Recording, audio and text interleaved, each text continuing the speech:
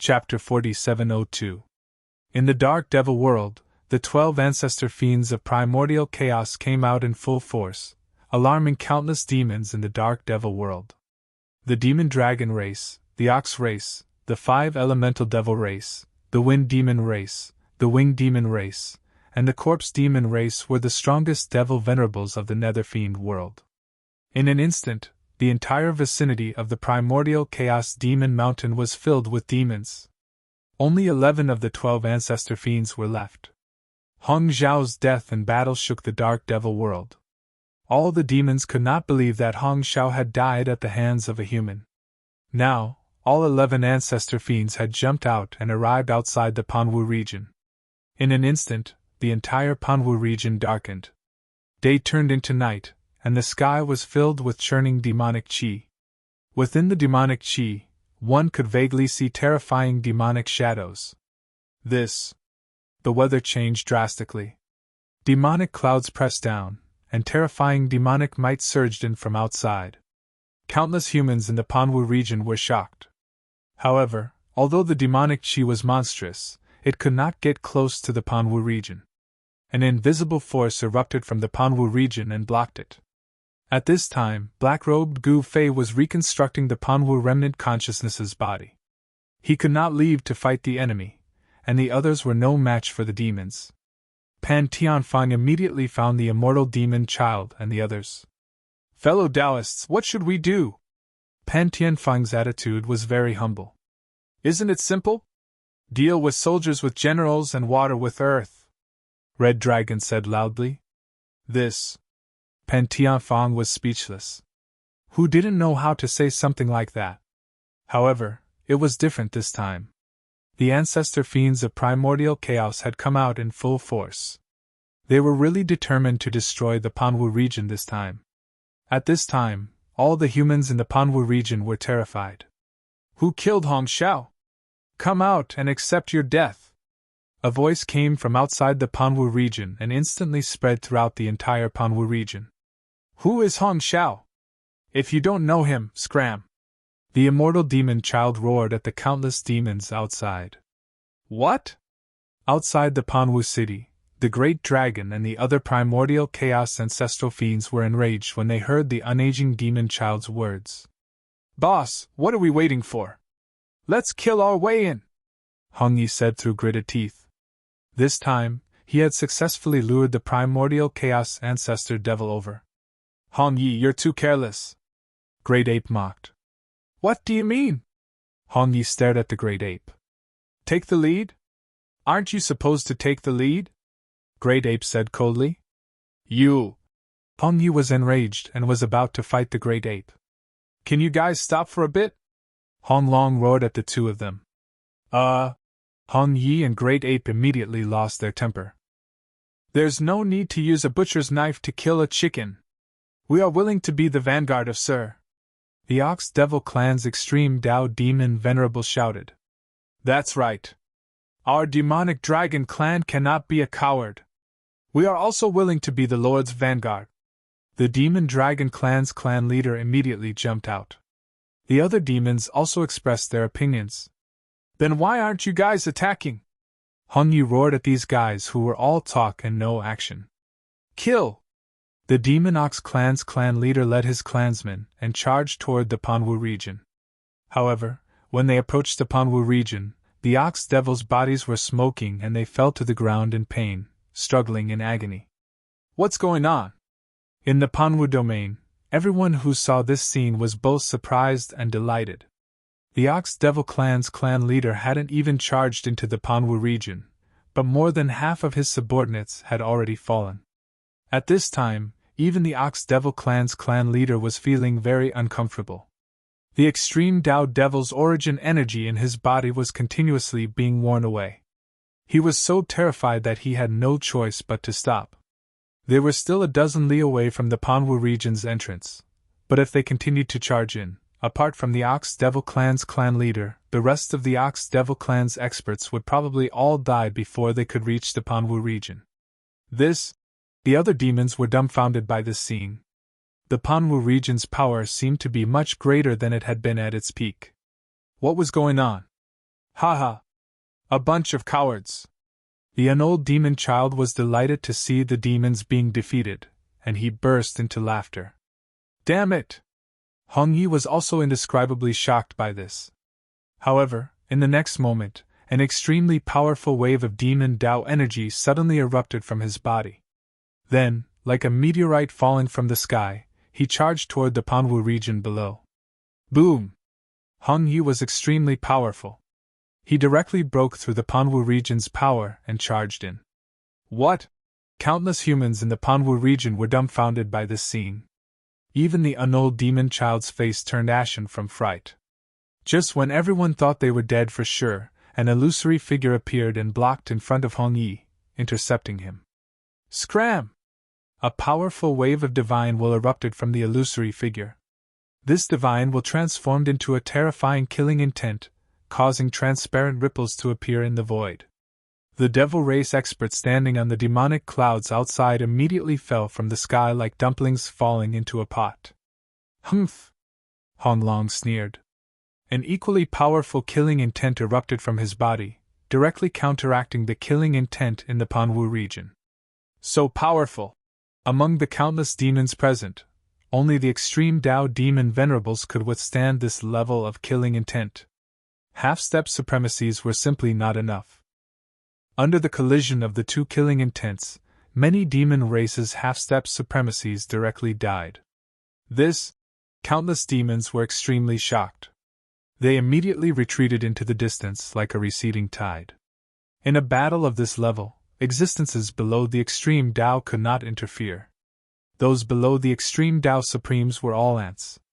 No one would be stupid enough to stay and die. Acting mysterious! Hong Long reached out with his right hand. A demonic hand tore through the void in front of him and grabbed into the Panwu region. In an instant, the figure in the Panwu region was enveloped by the demonic hand. Bam! The demonic figure was instantly crushed by the demonic hand. This shocked everyone. What's going on? Hong Yi and the rest of the primordial ancestor fiends were dumbfounded. They had a bad feeling. Could that figure not be the real one? An incarnation could contend against the great dragon boss? Are you kidding me? That was the great dragon boss, the strongest among the 12 primordial ancestor fiends. Even someone with a fiery temper like Great Yuan had to behave in front of the great dragon boss. Once the great dragon boss was angered, all the primordial ancestor fiends would cower. Preposterous! Hong Long was enraged. The other party actually dared to underestimate him, using only an incarnation to fight him? This was too humiliating. He should not be insulting the demons. Kill! The great dragon boss raged. Heaven and earth turned upside down. He turned into a ball of demonic fire and smashed into the Panwu region below. This collision was thousands of times more terrifying than a meteor falling from the sky. The entire world shook violently. Chapter 4703. The eldest of the 12 ancestor devils was enraged. He turned into a fireball and descended from the sky. It was like a black demonic sun descending from the sky. The might of this smash dispersed all the clouds above the Panwu region. Terrifying demonic might spread in all directions.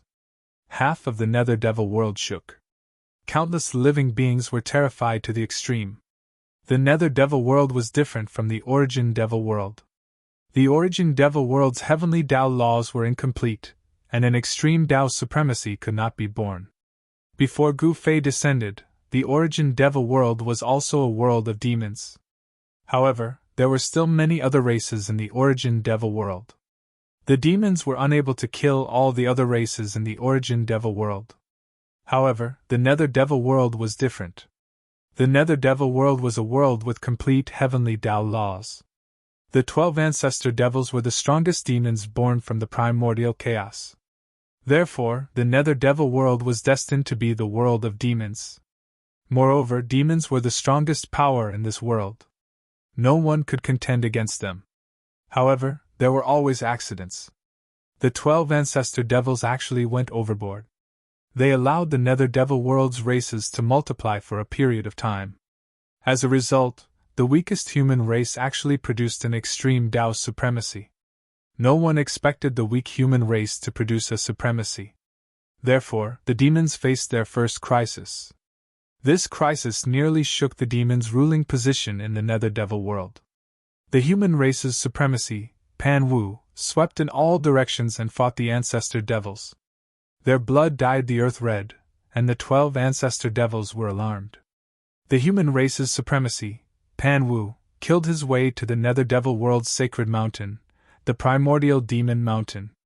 He fought alone against the 12 ancestor devils. That battle nearly destroyed the entire primordial demon mountain. The earth cracked, and countless demons died. Although Pan Wu was defeated in the end, he severely injured the 12 ancestor devils, forcing them to go into seclusion. Pan Wu used his life to create the Panwu region, protecting the human race for countless years.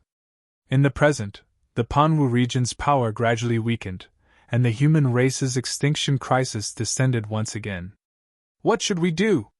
Pan Tianfeng's face turned pale when he saw the fireball falling from the sky. Don't worry! Yao Yu, Crimson Dragon, and the others thought otherwise. Although the black-robed Gu Fei was only an incarnation, he was strong enough to be unafraid of any demons in the dark devil world. So what if they were the 12 Grand Mist Ancestor Fiends? Boom! At that moment, a loud sound rang out. Hong Long's ball of demonic fire had suddenly collided with a transparent barrier in the void. The demonic fire exploded and a demonic dragon that was even bigger than a mountain appeared in the world. Endless demonic fire burst out from the demonic dragon's body and even the void was incinerated. A layer of light barrier appeared in the sky above the Panwu domain, enveloping the entire Panwu domain and blocking the endless demonic flames. Ancient patterns of the way intertwined on the light shroud, forming ancient patterns of the way. Each pattern was emitting the divine light of the Great Path and exploding with the power of the Great Path. Seeing this scene, the other Grand Mist Ancestor Fiends were so shocked that their eyeballs nearly fell to the ground. The power of the Panwu region could actually block the Great Dragon Boss attack? How was this possible? Even if the human race's supreme Panwu was reborn, he wouldn't dare to take the Great Dragon Boss attack head-on. 1. The void trembled, and the phantom of a huge ancient cauldron appeared in the void, emitting a terrifying aura. Countless demons were terrified to the extreme. The Grand Mist Ancestor Fiends outside the Panwu region were shocked to see this scene. What is this thing? Is it an extreme Tao artifact?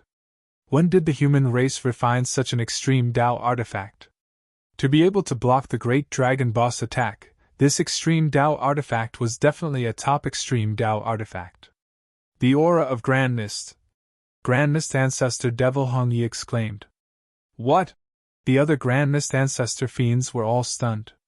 The ancient cauldron phantom actually emitted the aura of Grand Mist. Was this extreme Tao artifact actually a heaven-opening Tao artifact? In the entire netherworld demonic world, there was only one heaven-opening Tao artifact, and this heaven-opening Tao artifact was in the hands of the Great Dragon Boss. It was refined by the Great Dragon Boss using the Grand Mist Divine Metal. Roar! In the sky above the Panwu region, the demon dragon roared, shaking the heavens and the void. Countless humans in the Panwu region were shocked to see this scene. This demon dragon's eye was much bigger than the divine sun in the sky. It spat out a mouthful of demonic fire, and a large area of the void was annihilated. This world's #1 demon dragon? The unold demon child suddenly said. He was very familiar with the Grand Mist aura that erupted from the demon dragon. Who knows? Heavenly Dark Xiyang stroked his beard and smiled. Pan Tianfeng saw that they were still talking cheerfully and calm as usual, and he couldn't help but be impressed. Indeed, there were no weak soldiers under a strong general. Scram! At this moment, an angry roar rang out. In the next moment, a destructive sword light appeared in the void and slashed at the demon dragon in the sky. Wherever the sword light passed, it destroyed everything. The demon dragon sensed danger and spat out a beam of demonic light from its mouth. Clang! The demonic light and sword light collided. In the next moment, the sword light dissipated in the void, and a demon's saber appeared.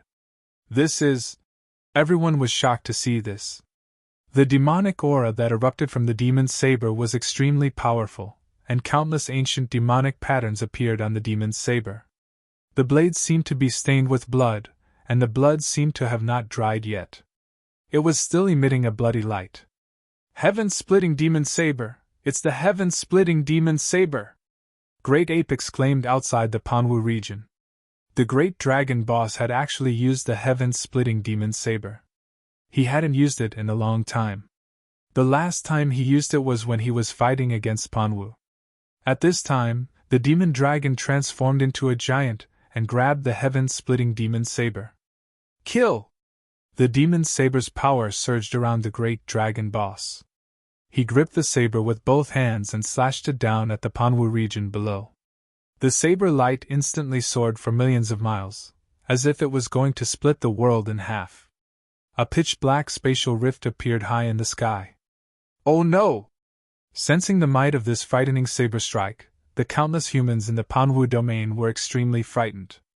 Once the Panwu domain was breached, everyone inside would be annihilated. This time, the demons were determined to wipe out the human race. Just as the saber light was about to hit the light barrier above the Panwu region, an ancient cauldron rushed out and slammed into the demon saber light. In the next moment, the saber light shattered, and the void cracked. The ancient cauldron had actually blocked this earth-shattering attack. That cauldron is indeed a heaven-splitting Tao artifact! The primordial chaos ancestor demon outside the Panwu region was dumbfounded when he saw this. Master is making a move! Chapter 4704. The demons were invading on a large scale. Everyone in the Panwu region was in a state of panic. When they learned that the demons attacking the Panwu region were the primordial chaos ancestral fiends, the humans in the Panwu region fell into despair. However, the humans in the Panwu region thought that they were doomed. Who would have thought that the black-robed Gu Fei would make a move and stop the eldest of the 12 primordial chaos ancestral fiends, Hong Long, with just an ancient cauldron? He was the strongest among the primordial chaos ancestral fiends. Even the Panwu ancestor had been injured by him. But now, the black-robed Gu Fei had stopped Hong Long without showing himself. There was hope for the humans in the Panwu region. Just how powerful is Master's original body? Yao Yu and Red Dragon were shocked. This was because they knew that the black-robed Gu Fei was only an incarnation of their master. If the incarnation was already so powerful, wouldn't the real body be even more powerful? It was unimaginable. It had been too long since the Red Dragon, Yao Yu, and the others had left. Back when the South Heaven's Supremacy Darch rebelled, Gu Fei was still not an extreme supremacy. But now, a clone of Gu Fei was able to kill an extreme supremacy Darch. Yao Yu and the others were eager to see their master's true self. Boom! Bam! Muffled sounds of collision could be heard continuously. Mighty energy waves from the sky shook the world. The entire Panwu domain was shaking. Even with the barrier of light as a barrier, the powerful aura that seeped into the Panwu domain still made it hard for the humans to breathe. This is a heaven creation Tao artifact, a primordial chaos artifact. Hong Long was shocked and furious. He held the heaven creation demonic saber with both hands and clashed with the ancient cauldron. The saber did not even leave a mark on the cauldron. Buzz! At that moment, the ancient cauldron shook. In the next moment, countless shadows of beasts rushed out of the cauldron, each of them bursting with powerful energy waves. What is he playing at this time? The demons watching from outside the Panwu region were dumbfounded when they saw countless shadows of beasts rushing out of the ancient cauldron. Roar! A white tiger roared at the sky and pounced at the great dragon. The power of this pounce caused cracks to appear in the void. Kill! Hong Long didn't even think as he slashed his saber towards the white tiger that was pouncing towards him. Swoosh! Wherever the blade light passed, the white tiger's shadow was actually split in half by the great dragon blade. It immediately dissipated into the void and disappeared without a trace. At this time, countless beasts rushed out from the cauldron like a tide, pouncing towards the great dragon. In an instant, the great dragon was engulfed by countless beasts. Ha ha! To think that a primordial chaos ancestral fiend would have such a day. Pan Tianfang laughed loudly in the Panwu domain. However, in the next moment, countless beastly shadows were sent flying. One by one, the beastly shadows collapsed in the void. Roar! The dragon's roar shook the sky, and the demonic dragon appeared again. With a sweep of its tail, countless beasts were sent flying, and all the beasts disappeared. I was worried that I couldn't find a large amount of primordial chi to prolong your life. Now it's all good. A voice came from the sky. Then, a figure appeared in front of the mountain and river cauldron. He grabbed one of the mountain and river cauldron's legs and swung the cauldron at the demonic dragon. Bang! Crack! One of the demonic dragon's horns was directly smashed off. The demonic dragon roared wildly, and endless demonic fire burned the void. Bang! The black-robed Gu Fei broke another horn of the demonic dragon. Buzz! At this moment, the demonic saber appeared and slashed towards the black-clothed Gu Fei at an extremely fast speed. However, the black-robed Gu Fei still swung the mountain and river cauldron. Clang!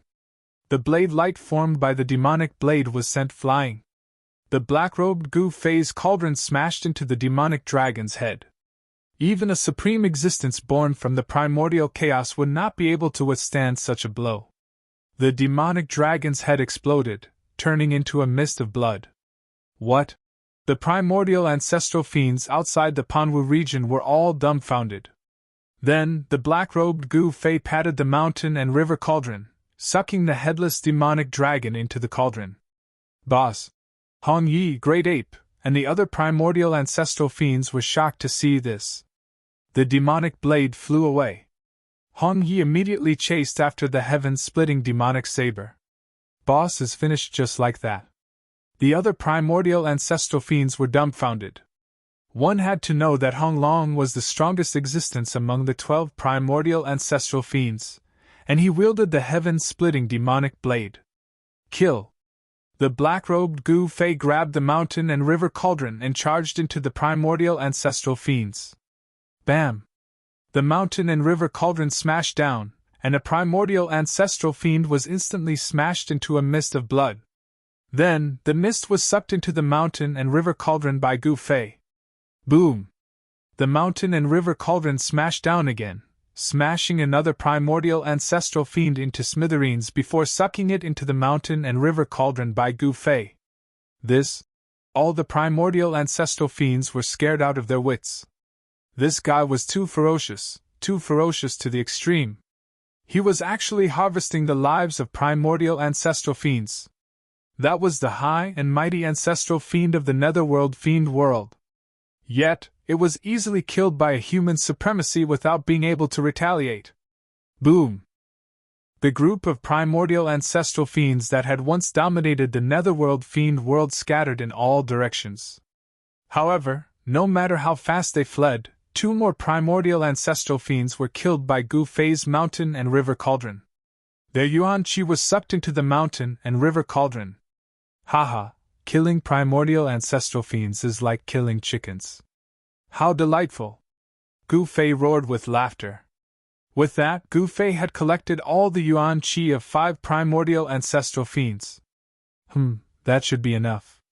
Gu Fei did not continue chasing after the primordial ancestral fiends.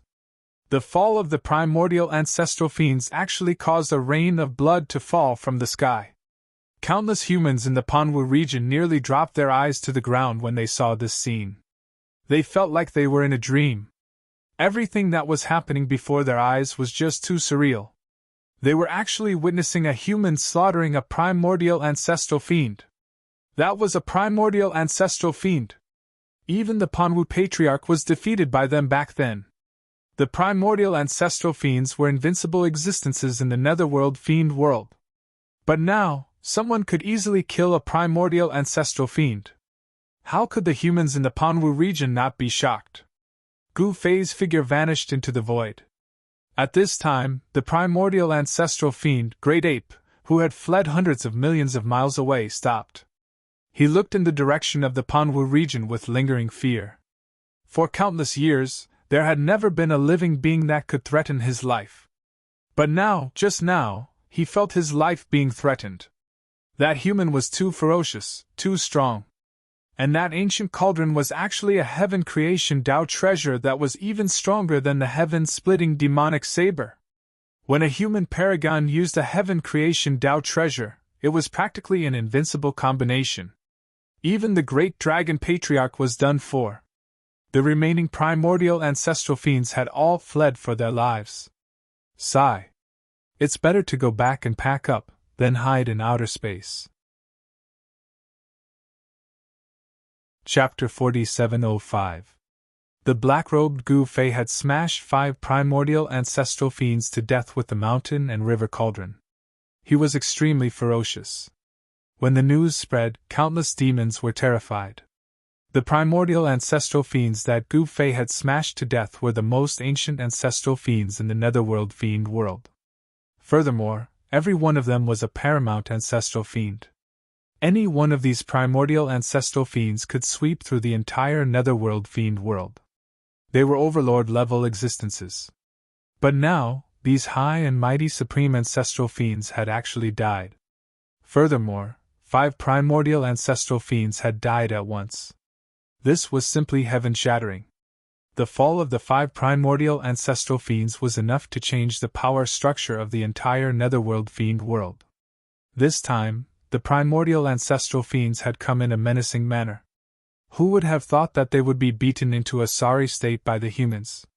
Some primordial ancestral fiends fled into the depths of the cosmos, while others fled back to the primordial demon mountain.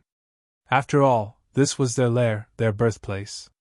A total of 3 primordial ancestral fiends fled back to the primordial demon mountain. The first thing they did upon returning was to activate the mountain protecting array. This was a paramount Tao-level demonic array. The paramount Tao-level demonic array enveloped the entire primordial demon mountain. The remaining primordial ancestral fiends did not even dare return to the primordial demon mountain. It was unknown where they had hidden themselves. And at this moment, Gu Fei could not be bothered to chase after the primordial ancestral fiends. He had harvested the yuan qi of the 5 primordial ancestral fiends in order to revive Panwu. It was truly difficult to revive Panwu with a remnant will. The amount of yuan qi consumed was just too great. Rumble! Gu Fei sat cross-legged in the sky above the Panwu region. The mountain and river cauldron in front of him emitted a thunderous sound as countless ancient Tao patterns appeared and intertwined on the cauldron. An unimaginably powerful life aura erupted from the mountain and river cauldron. Even the mountain and river cauldron could not seal this life aura. It was as though a terrifying life form was slumbering in the mountain and river cauldron. Within the Panwu domain, everyone was incomparably shocked. They all raised their heads to look at the sky, only to see thousands of auspicious lights in the sky. Auspicious clouds coiled around the sky, creating a grand scene that shook the heavens. Can Ancestor Pan Wu really reappear? Pan Tianfang was extremely shocked. Seeing the scene in the sky, he somewhat believed that the black-robed Gu Fei could revive first Ancestor Panwu. Master's methods are not something we can imagine, Red Dragon said proudly. Just then, the entire Panwu region suddenly trembled.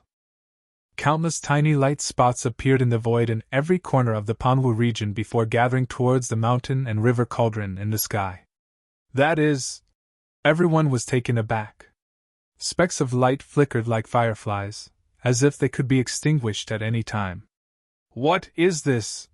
Yao Yu stretched out her hand, wanting to grab the speck of light that floated past her. However, the speck of light seemed to be illusory. It actually passed through her palm and floated directly towards the sky. Soul, no, it should be soul light! Heavenly Emperor Ziyang exclaimed. Soul light? Everyone was taken aback. Soul light, soul light. That was a living being's life mark. Back then, Ancestor Pan Wu used his life to open the Panwu region. His soul had already collapsed, and he could not be more dead. However, no one expected that Pan Wu's soul light would actually fuse into every inch of the void in the Panwu region. Black-robed Gu Fei wanted to revive Pan Wu. He definitely did not simply create a Pan Wu. He wanted to revive the true human hero of a generation, Pan Wu. The countless soul lights that emerged from the Panwu region all gathered towards the mountain and river cauldron in the sky. Boom! With a loud sound, a dazzling divine light rushed out of the mountain and river cauldron.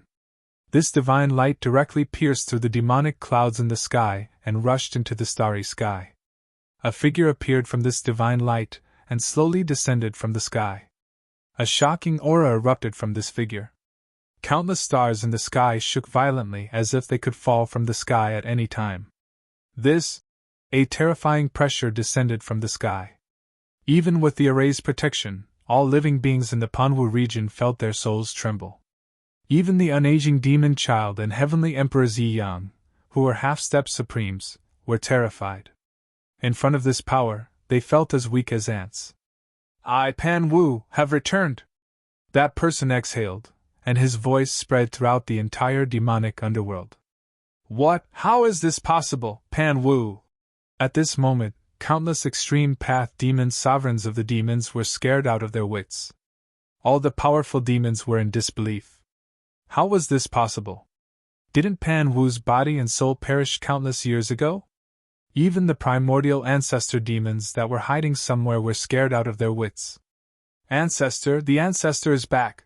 Pan Tianfang, the leader of the human race in the Panwu region, wept as he excitedly kowtowed to the figure in the sky. Ancestor Pan Wu is back! Countless humans in the Panwu region knelt on the ground, extremely excited. Congratulations on your return to the world! The black-robed Gu Fei waved his hand, and the mountain and river cauldron rapidly shrank and landed in his hand. The divine light in the sky also dissipated and disappeared. Thank you for your help, Dao friend! Pan Wu bowed to the black-robed Gu Fei. The black-robed Gu Fei calmly accepted Pan Wu's bow. Ha! The two of them laughed at the same time. The human race in the Panwu region celebrated Pan Wu's rebirth. In contrast, the primordial demon mountain was gloomy, and the morale of all the demons hit rock bottom. The human race in the Panwu region celebrated for 10 days and 10 nights after Pan Wu's rebirth. Then, Pan Wu went to the primordial demon mountain to fight for the human race in the demonic underworld. On this day, the primordial demon mountain's protective demonic formation was destroyed. This sacred mountain of demons that had existed since the birth of the demonic underworld was actually destroyed. The complete disappearance of the sacred mountain of demons terrified all the demons in the demonic underworld. 2 of the 3 primordial ancestor fiends were killed by Pan Wu, and 1 escaped. This battle shook the entire demonic underworld. This was also Pan Wu's first battle after his rebirth. This battle made all the demons in the demonic underworld tremble in fear. 8 of the 12 grandest ancestor fiends had fallen, and only 4 of them had managed to escape the net. No one knew where they were hiding. Suddenly, a peerless ancestor fiend jumped out and raised his arm. He actually gathered countless demonic ancestors in the demonic underworld to form an army of demons, ready to fight to the death with the Panwu region. Kill! Follow me and trample the Panwu region. Demons reign supreme, kill all humans. All the living beings of the devil race in the nether devil world had come. Countless devils blotted out the sky and covered the earth, surrounding the entire Panwu region so tightly that not even a drop of water could escape. One after another, demonic shadows appeared near the Panwu region. Their terrifying demonic aura shook the heavens and the earth. Haha, good. Saves me the trouble of finding you one by one. Come on, I'll kill all of you in one go. Chapter 4706. Since the beginning of the Panwu region, there had never been a battle of such scale. All the demons of the netherworld demonic world had come. Demons filled the sky and the ground. Huge demonic dragons the size of mountains could be vaguely seen in the demonic clouds. One powerful demonic figure after another appeared around the Panwu region. The aura they exuded was so strong that even the void of heaven and earth seemed to collapse. Spatial cracks appeared in the void of heaven and earth. The entire world became very fragile, and the power of heaven and earth was greatly suppressed. Panwu, come out and die! An old voice rang out, and an old dragon rushed out of the demonic clouds. This was the leader of the demonic dragon tribe. He was extremely powerful, and was an extreme demonic dragon. This demonic dragon had achieved the Tao after splitting open the sky. He was a direct descendant of the primordial ancestor devil, Hong Long. Logically speaking, it was very difficult for a direct descendant of Hong Long to become an extreme supreme. However, the leader of the demonic dragon tribe had arrived. Ha ha! A loud laugh rang out from the Panwu region. Since you want to die, I will grant you your wish. Today, I will kill to my heart's content. A figure shot up from the Panwu region, directly breaking through the layer of divine light that enveloped the entire Panwu region, and appeared in front of the old dragon. It's you?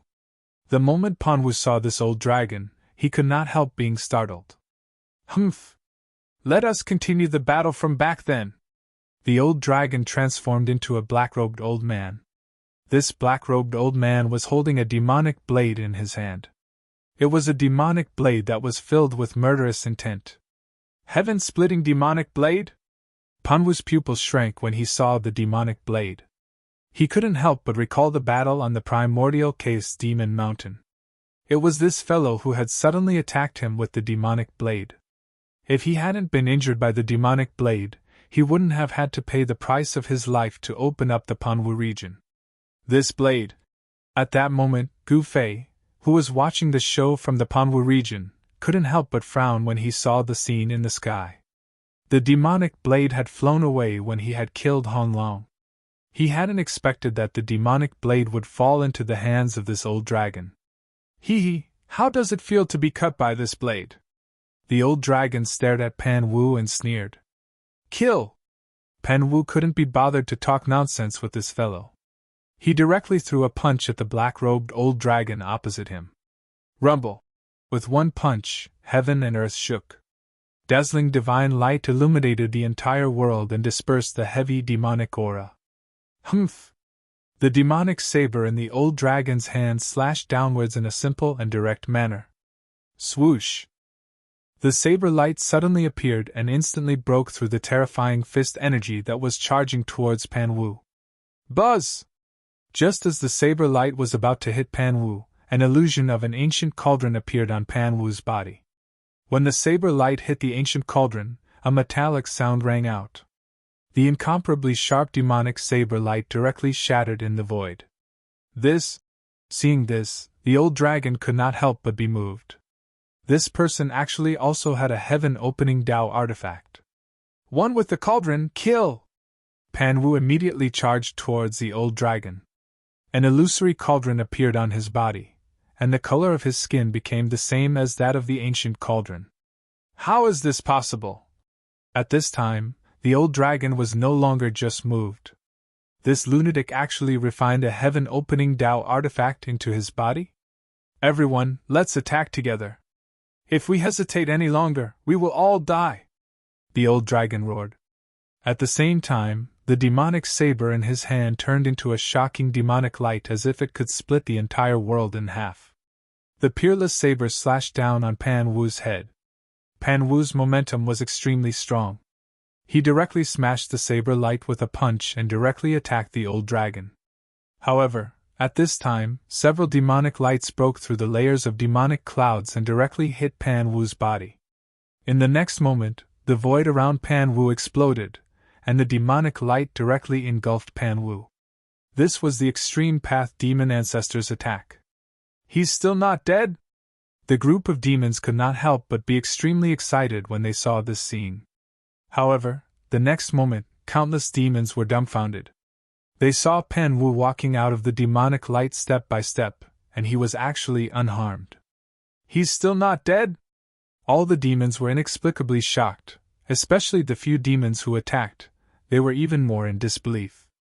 It was the joint attack of several Extreme Path demon ancestors. Even a primordial ancestor demon would be half dead if he was hit. How could this guy not be injured at all? All of you, go to hell! Pan Wu instantly threw 18 punches, and an extremely terrifying scene appeared between heaven and earth. 18 giant punches soared into the sky, directly blasting 18 terrifying demonic shadows away, and the entire world seemed like it was going to explode. A terrifying aura of destruction filled every inch of the void between heaven and earth. Demonic blood fell from the sky. After blasting 18 extreme path demon ancestors away with one move, Pan Wu's momentum was extremely strong. In the next moment, Pan Wu directly pounced towards the old dragon. With the mountain and river cauldron protecting him, he was not afraid of the heaven-opening demonic saber in the other party's hand at all. Saber light crisscrossed, fist shadows shattered the void, and Pan Wu and the old dragon fought endlessly. Terrifying energy waves spread out, and the surrounding void constantly collapsed and was annihilated. "Master, do you think Senior Pan Wu will win?" Yao Yu, who was beside the black-robed Gu Fei, asked curiously. "Isn't that obvious?" "Of course." The black-clothed Gu Fei was bursting with confidence. "I've even lent the mountain and river cauldron to this guy, and I've even taught him the weapon fusion's secret technique. If I still can't beat him, I might as well kill myself." Sure enough, high up in the sky, Pan Wu displayed his invincible might. His right hand grabbed the demonic saber that was slashing down, and his left fist fiercely smashed into the old dragon's chest, causing the old dragon's chest to cave in, and a fist mark appeared on his back. A bone-chilling sound of bones breaking came from the old dragon's body. In the next moment, the old dragon spat out a mouthful of blood and flew out. Rumble! At that moment, the entire world suddenly shook violently, and countless ancient demonic patterns appeared in the void. A killing formation actually enveloped the entire Pan Wu region. "Ha ha! Pan Wu, you're still going to die in the end." The old dragon's laughter came from afar. "TSK, do you think you can kill me with a mere demonic formation? Dream on." Pan Wu sneered. "Humph! I don't believe you can fight against 89 supreme demon ancestors by yourself." The old dragon gritted his teeth and said, 89 supreme demon ancestors? Even Pan Wu could not help but be shocked at that moment.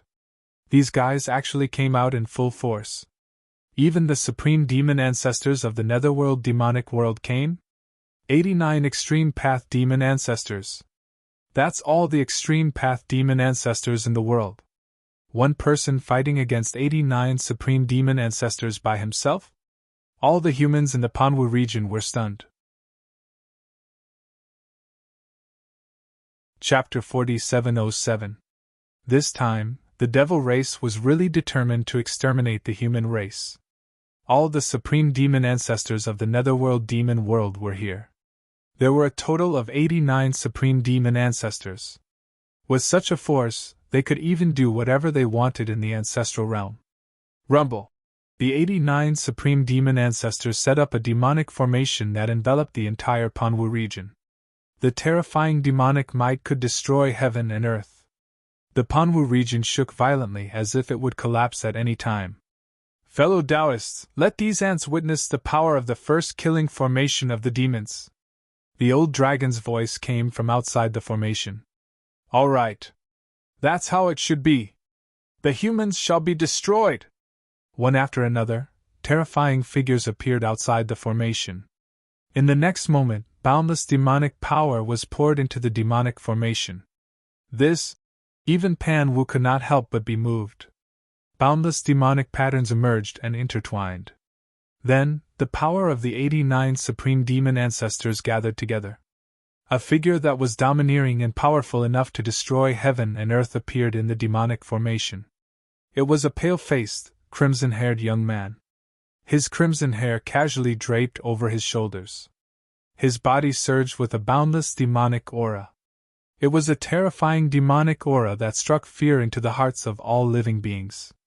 The power of the 89 supreme demon ancestors actually evolved into a blood technique demon. It was not a real great demon, but an existence that was condensed by the power of the formation. It was like a real demon. In the Pan Wu region, the black-robed Gu Fei could not help but be shocked when he saw this. An incarnation that condensed the power of the 89 supreme demon ancestors? The crimson-haired young man suddenly raised his head and looked at Pan Wu.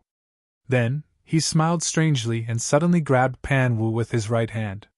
It seemed like a casual grab, but it shook heaven and earth. the wind and clouds changed color because of it. Surging demonic aura surged out of his hand and instantly covered half the sky. The surging demonic aura formed a giant demonic hand that easily covered the Panwu region. This scene was shocking.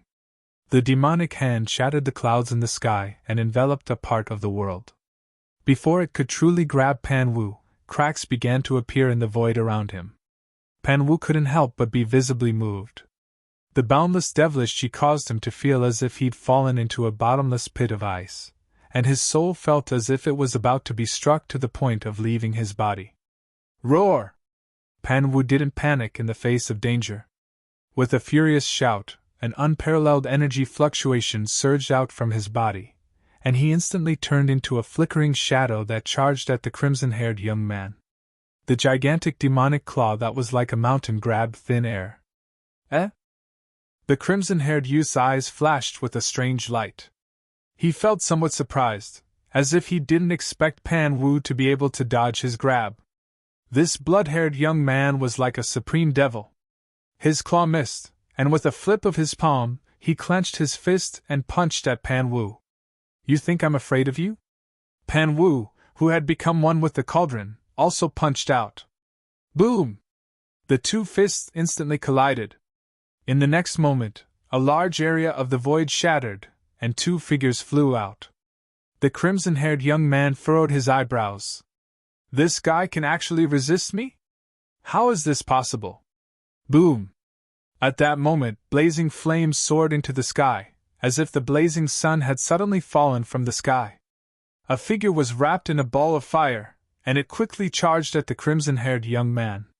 The horrifying heatwave burned heaven and earth, and the surging devilish chi that shrouded half of the sky was actually dispersed by this pure yang power. The crimson-haired young man directly dodged it. After the attack missed, Panwu stood in the air within the firelight.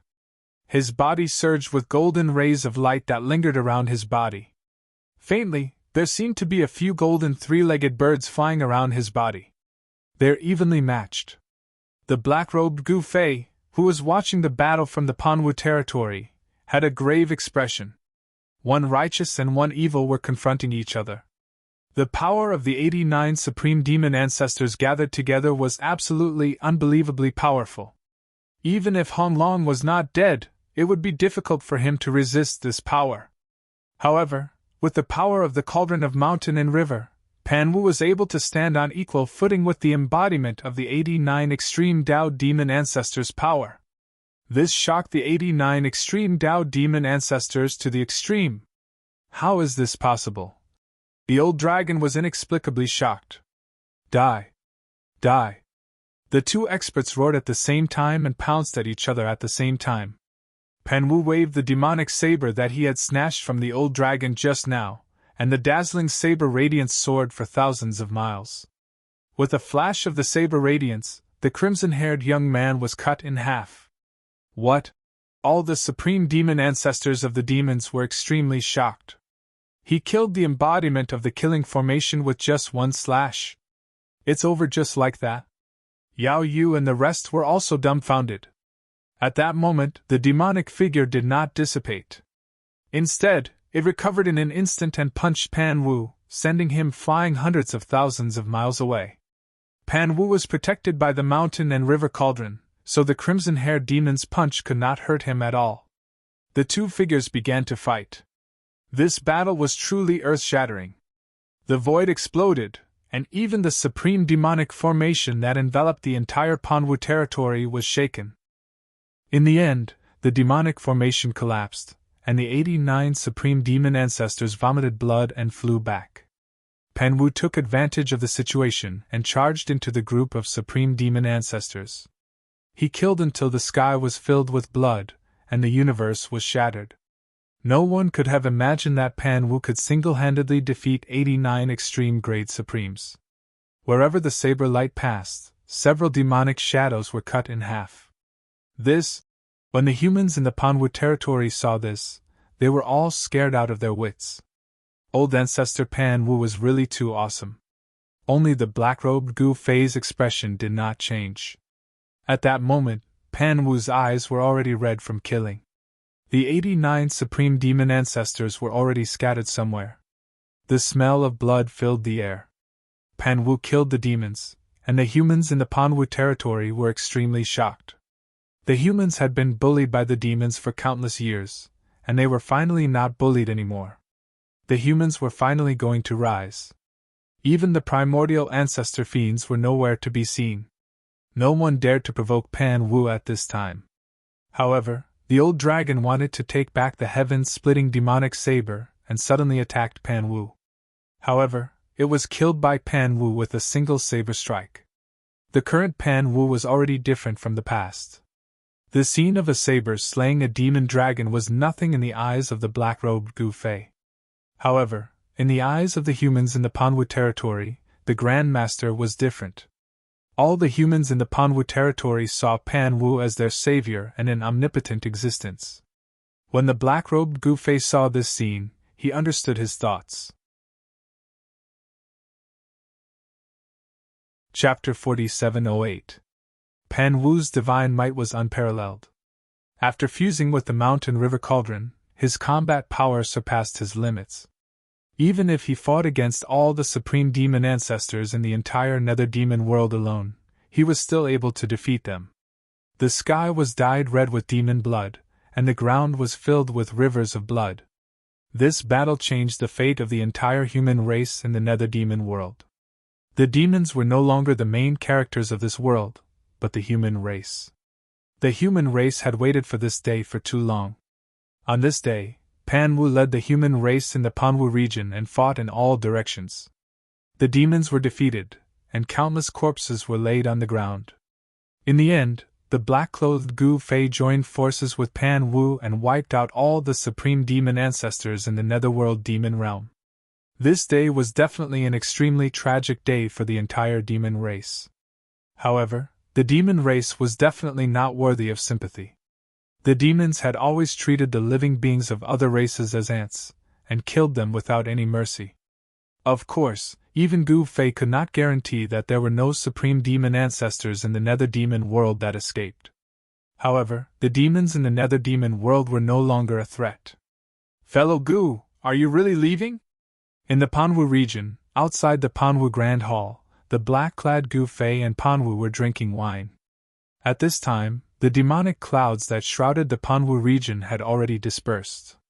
The sky was dotted with stars, and a bright moon hung high in the sky. "We've been away for a long time. It's time to go back."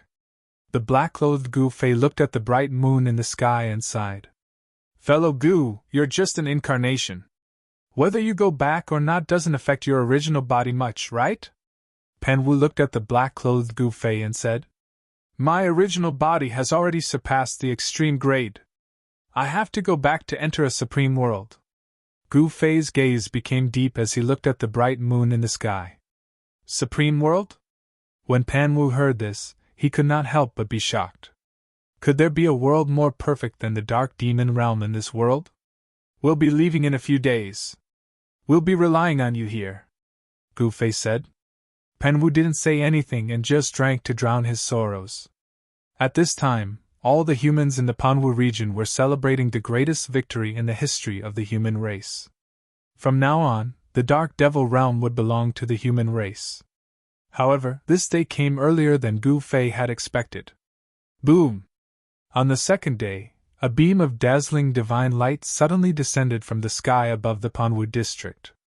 The divine sound of the Great Path rang out in the void, and the Great Path of the world resonated. All the living beings in the Nether Devil realm were alarmed. The divine sound of the Great Path lingered, and the demonic aura of the entire world was immediately dispersed. The demonic nature of the entire world was suppressed. The humans in the Panwu domain were all shocked to the extreme. Every human in the Panwu domain was bathed in the divine light of the Great Path and listened to the divine voice of the Great Path. The shackles of their cultivation began to loosen. At this time, the black-robed Gu Fei led Yao Yu, the Crimson Dragon, the unaging demon child, and Heavenly Emperor Ziyang out and directly into the sacred light. "Brother Gu!" Seeing this scene, Pan Wu could not help but feel very reluctant. The reason why he could be reborn was that Gu Fei had used a great mystique and used endless resources to bring him back to the world. Catch! Gu Fei suddenly waved his right hand, and an item flew out of his hand. In the next moment, the divine light retracted, and Gu Fei and the others in the divine light directly disappeared in the void, without a trace. Pen Wu caught the item and looked up into the sky. He saw a huge black hole gradually shrinking in the sky, and the shattered void was slowly repaired under the effect of the power of the world. Pen Wu looked down at the item in his hand and saw that it was a jade scroll. He probed the jade scroll with his divine consciousness, and a large amount of information surged into his mind. Brother Gu, we will meet again. A smile appeared on Pan Wu's face. Human realm, on a star in the depths of the endless starry sky, a figure sat cross-legged. This star was barren. Other than sand and stones, there was only sand and stones. There wasn't even a blade of grass. This was a star without any life. The black-robed young man who sat cross-legged on a large rock seemed to have become one with the void around him, as if he had existed since ancient times. The black-robed young man's body was already covered with a layer of dust. Suddenly, the black-robed young man's eyeballs moved, and then he opened his eyes. In the next moment, a roulette flew out from the black-robed young man's body, floating high in the sky, and a divine light rushed out from the roulette. Buzz! The void shook, and several figures appeared in the divine light. I'm finally back. The black-robed young man sighed. Disciple Yao Yu. Disciple Red Dragon. Greetings, Master! Greetings, Master! The 4 experts who walked out of the divine light immediately knelt in front of the black-robed young man. Get up! The black-robed young man waved his hand. It was then that the black-robed young man took Gu Fei away. The black-clothed Gu Fei was just an incarnation. After reading the clone's memories, the black-robed young man found out everything. It's good that you're back. The black-robed young man sighed. He had finally found his 2 lost disciples. At present, there was one more thing. Once this was done, he would be able to head to Eternal World with a peace of mind. Eternal World. That was his stage. With Gu Fei's real body standing guard over the human realm enjoyed a rare period of peace. Gu Fei waved his sleeve and brought Jiao Yu and the others with him, disappearing from the star. When he reappeared, he was in the Celestial Plain. Celestial Plain, Gu Zhong came out from Gu Fei's palace to welcome him. Welcome, Master! Seeing his master, Gu Zhong hastily saluted. Any news? Gu Fei asked. Not yet. Gu Zhong had been having a headache recently. He and Gu Xiaofeng had searched every inch of the Celestial Plains snow region, but they could not find Zhao Ziru. Looks like there's only one way. Gu Fei pondered. With a wave of his sleeve, Yao Yu and the others appeared in front of Gu Zhong. Junior sister, junior brother? Seeing Yao Yu and Qi Long, Gu Zhong was overjoyed. Eldest senior brother. Yao Yu and Qi Long were also excited to see Gu Zhong. But now, Yao Yu and Qi Long were only at the sacred level, while Gu Zhong was already in extreme supremacy. Bring junior brother and junior sister to settle down. Come see me after that. Gu Fei said to Gu Zhong. Yes, master. Gu Zhong hastily led the way. The palace was very big and had many rooms. Settling down a few people was not a problem. Call Zhao Hao over. Gu Fei ordered one of his subordinates. Yes. The subordinate hurriedly walked out. Soon, Zhao Hao arrived at the main hall. Disciple greets master. Zhao Hao saluted Gu Fei. Very well, lend me a drop of your blood. Chapter 4709. In the heavenly realm, inside Gu Fei's palace. Gu Fei borrowed a drop of blood from Zhao Hao. He wanted to use his great magic and use his bloodline as a guide to see if he could find Zhao Ziru. After finding Zhao Ziru, he could leave with a peace of mind and enter the eternal world. However, he did not have much confidence because Zhao Hao was not Zhao Ziru's direct blood relative. In a stone room in the palace, Gu Fei sat cross-legged on a praying mat. A drop of blood floated in front of him. This drop of blood was Zhao Hao's blood. Boom! The next moment, the drop of blood suddenly emitted an endless blood-red light. Within the blood-red light, there were countless faintly discernible lines. It was a kind of karma that appeared after the bloodline was stimulated. Gu Fei carefully sensed the faintly discernible blood-red lines in the blood-red light. Those lines sank into the void of heaven and earth, and it was unknown where they would go.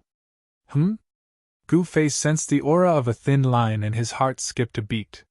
Where was the other end of this line? He wanted to break through the void to investigate, but he soon gave up. That was because this thin line had transmitted a trace of the eternal world's aura. How is this possible? Even Gu Fei was a little dumbfounded. Could Zhao Ziru really have entered the eternal world? It should be known that it was not easy even for him to enter the eternal world. At this time, Gu Fei had no choice but to stop. The mysterious bloodline connection also disappeared. The endless blood-red light dissipated, and even Zhao Hao's drop of blood disappeared. Sigh! Gu Fei sighed, then stood up and walked out of the stone room. 3 days later, Gu Fei left quietly. Almost no one knew about his departure, and those who knew were his own people. They would not betray him. Old Tortoise came to send him off. This guy was already an extreme supreme. Gu Fei gave the Wheel of Heavens and Myriad Realms to the Old Tortoise. They were life and death brothers. He wanted the Old Tortoise to guard the human world and the heavenly realm on his behalf and lead Gu Fei's forces. Over the years, Gu Fei had established a huge force. The desolate world, the ancestral god realm, the human realm, the heaven realm, the ancestral realm, and so on had forces left behind by Gu Fei. With the Wheel of Myriad Heavens and Realms, the Old Tortoise would be able to traverse the myriad heavens and realms.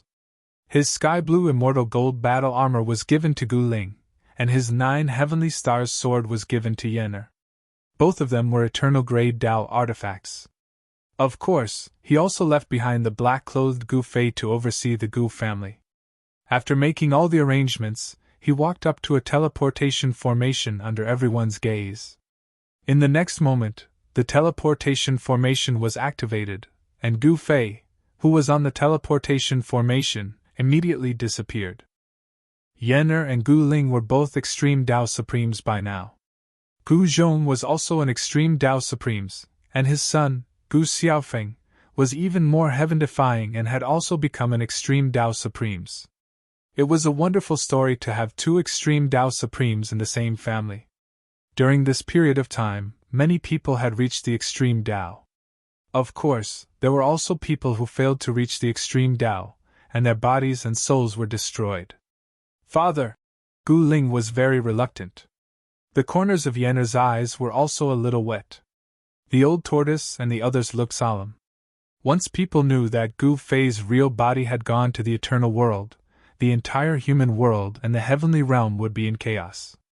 Therefore, no one present dared to speak carelessly. Eternal world, celestial province, eternal divine dynasty. An ancient transportation formation platform in the eternal divine dynasty suddenly activated. A beam of divine light shot into the sky, and a figure appeared on the ancient transportation formation platform. The eternal divine dynasty's imperial lord was dumbfounded when he saw this.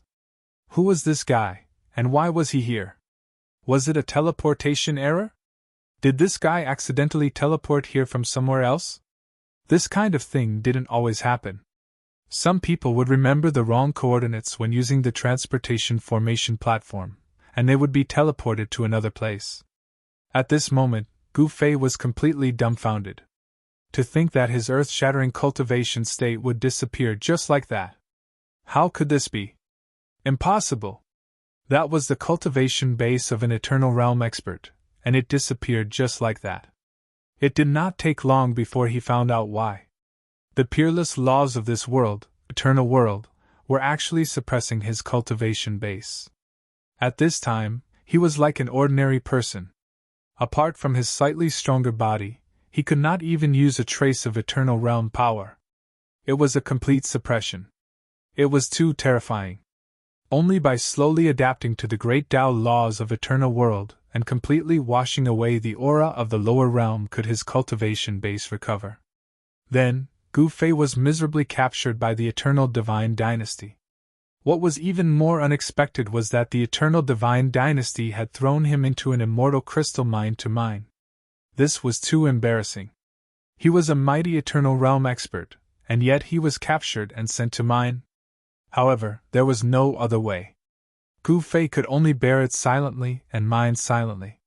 Days passed, and Gu Fei's cultivation base recovered day by day. As long as he completely integrated into Eternal World, his power would return, and he would still be the same Gu Fei who dominated the human world and the heaven realm. On this day, miners like Gu Fei had 6 hours to rest during the day, while miners like him had 6 hours to rest at night. Night fell.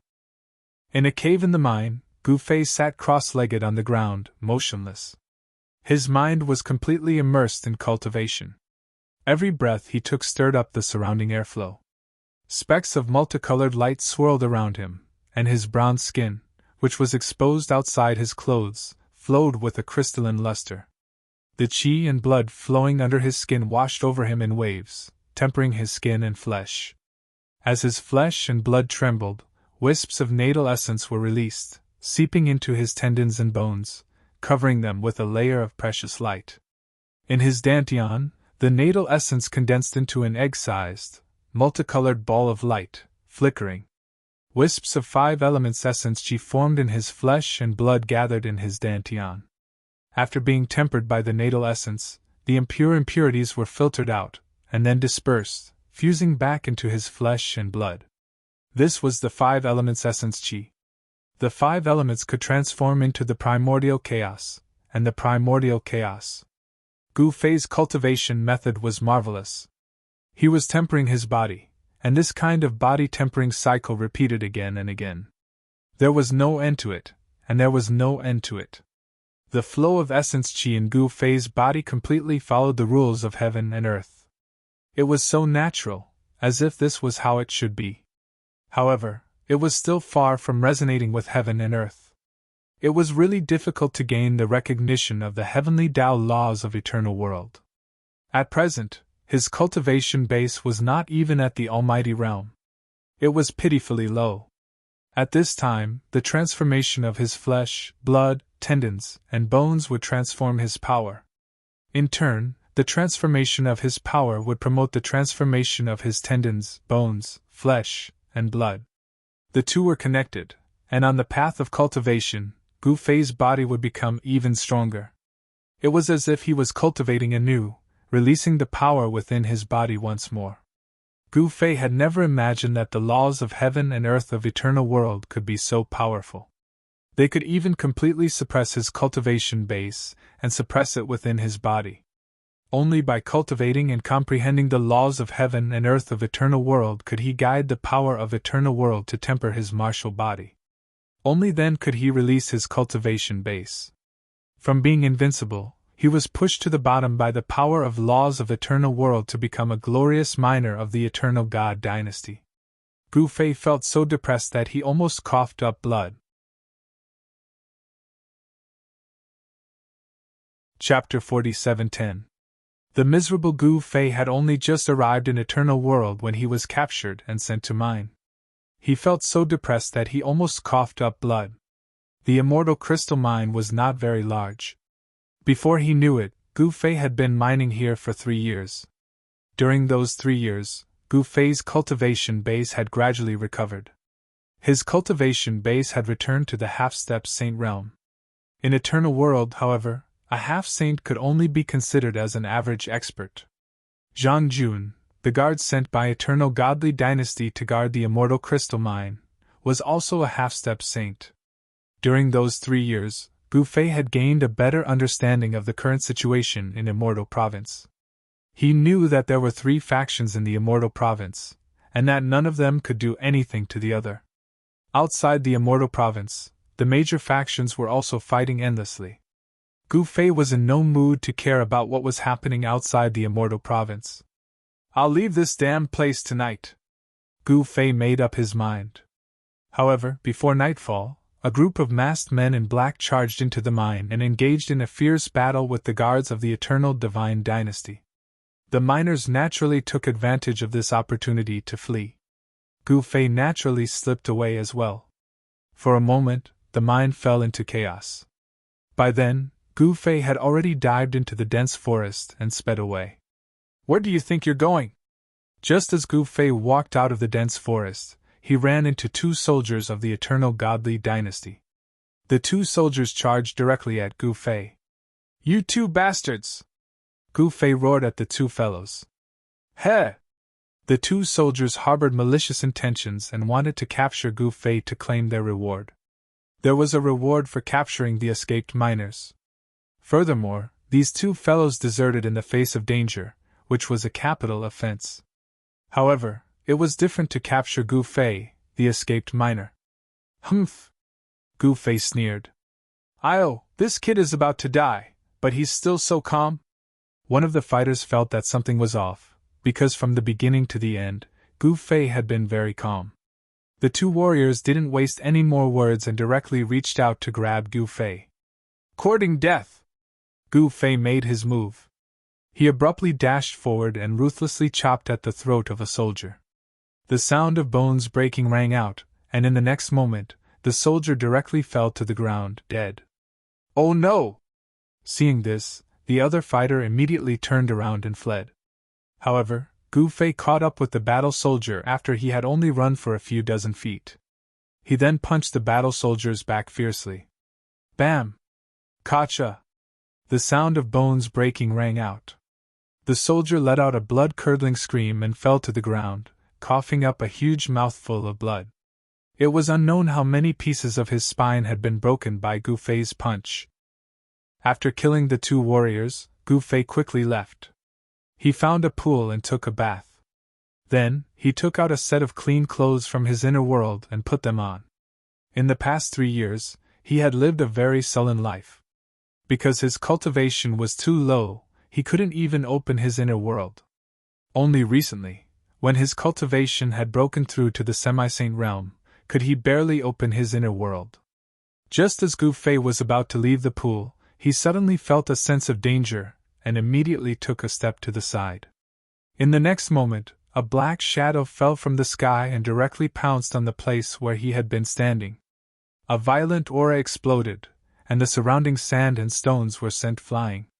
A circle of air waves surged out in all directions. "This is..." Gu Fei looked at the black shadow and saw that it was a giant ape that had sneak attacked him. This giant ape was 6 feet tall, and its body was covered with black hair. It was extremely violent. Just as Gu Fei was shocked, the giant ape pounced on him again, and its giant claws directly grabbed at him. Gu Fei threw out a punch. The giant claws formed a sharp contrast with Gu Fei's fist. However, it was Gu Fei's seemingly weak fist that deflected the giant ape's claws, and the giant ape's hill-like body was also sent flying. A semi-saint giant ape? Gu Fei was extremely depressed. Even a random wild beast in this mountain was so strong. The giant ape's claw was extremely powerful. When the fist and the claw collided, the hard rock ground under Gu Fei's feet immediately cracked. This giant ape seemed to have gained intelligence, and was not like ordinary wild beasts that only knew how to bite and pounce. Its blood-red eyes stared at Gu Fei, and a fierce murderous aura surged out from its body. It seemed to be a little hesitant. "Hey!" Gu Fei sneered, and then his body shook. A powerful wave of energy immediately burst out from his body, sweeping up the dust on the ground. "Treading on 8 desolations, I am the only one!" Gu Fei shouted coldly. His body was like the wind and lightning, and he soared into the sky. He then took a step forward and arrived at the head of the giant ape in an instant. He directly stepped on the giant ape's head, which was as big as a water tank. It seemed like a casual step, but it contained a shocking power. The space under his feet suddenly rippled, and a terrifying power was wreaking havoc. "Roar!" The giant ape roared, and it instinctively felt danger. It quickly retreated, trying to avoid Gu Fei's step. The giant ape looked huge and cumbersome, but it was extremely agile when it moved, and in an instant it dodged. However, just as the giant ape was retreating, Gu Fei had already taken a second step. Rumble! It was as if there was wind and thunder rolling under his feet, and the unpredictable power caused the space under Gu Fei's feet to tremble. The 8 desolation steps could not only display the speed of 8 steps, but it could also display the killing skills of 8 steps. This ancient martial art magic was enough to shock the world. Gu Fei had not used this magic for a long time, but now that he used it, it was not rusty at all. At the critical moment, the giant ape roared, and then a layer of golden light surged out of its huge body, and at the same time, it raised its arm to block. Bang! Gu Fei's second step directly landed on the giant ape's arm. Boom!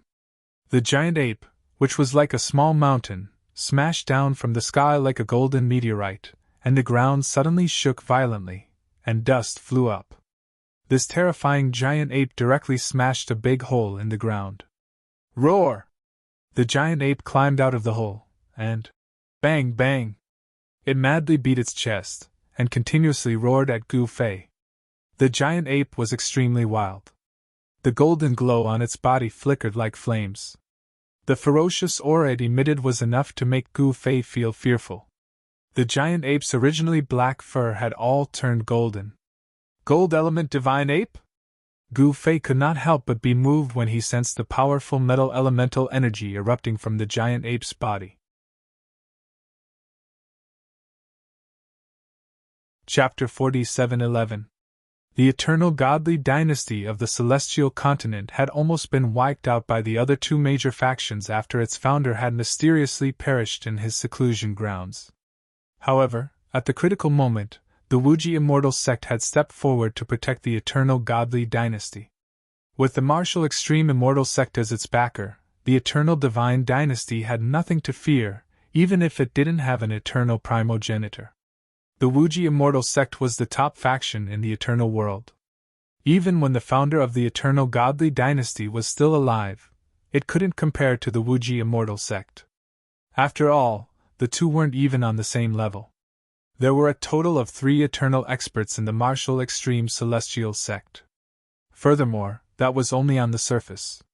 No one knew whether or not there were more eternal experts secretly training in the martial extreme celestial sect. A supreme sect that had existed for countless years had an unimaginable amount of resources. Now that the founder of the eternal godly dynasty had perished, the court was controlled by the 4 kings.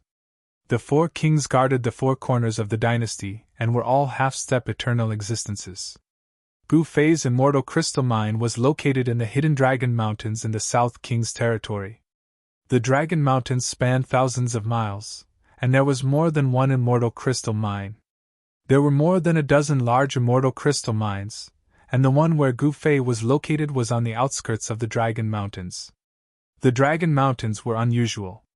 Legend had it that an ancient ancestral dragon had fallen here and transformed.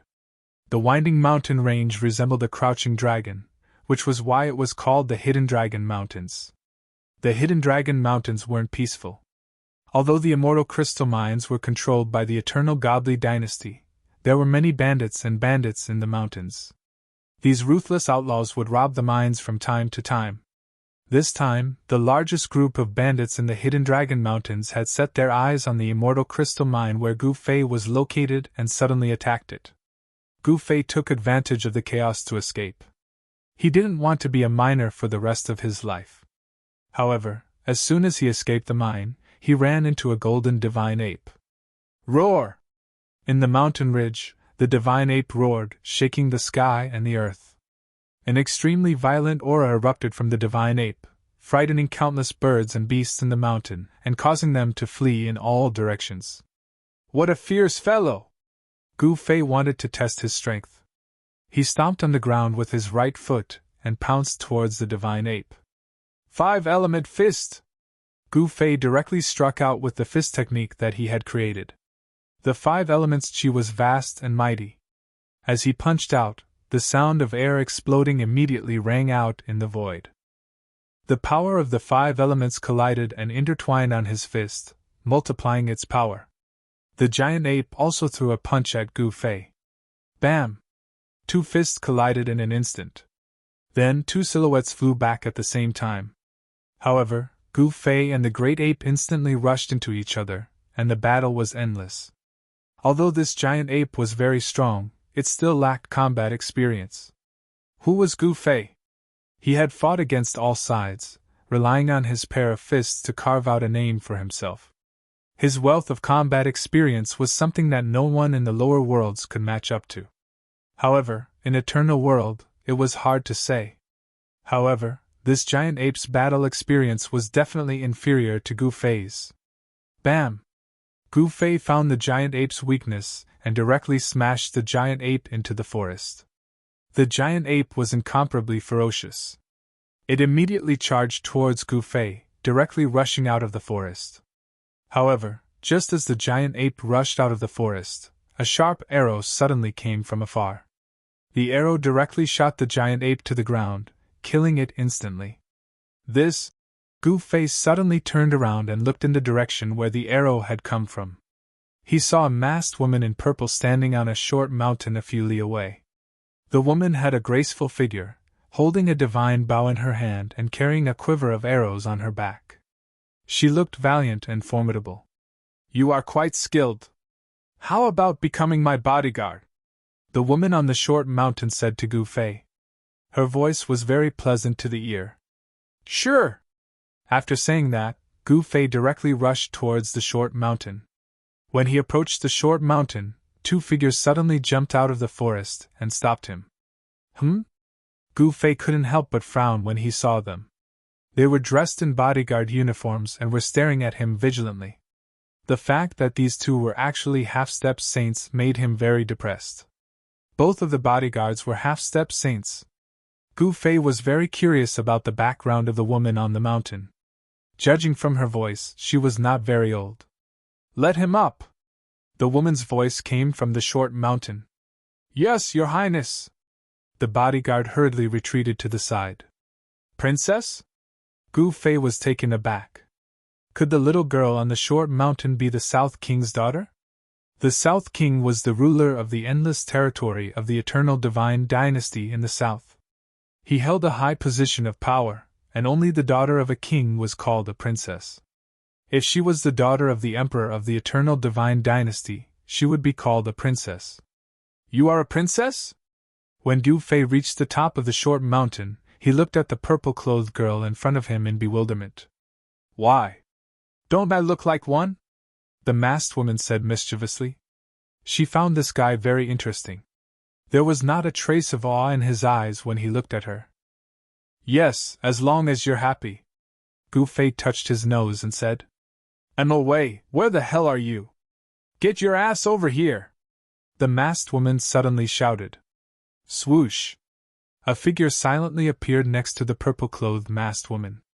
"Greetings, Your Highness!" a feminine voice rang out. As soon as the voice entered his ears, Gu Fei immediately got goosebumps all over his body. He saw that the man had a fair face without a beard, and there was a feminine aura about him. There was not a trace of masculinity that a man should have.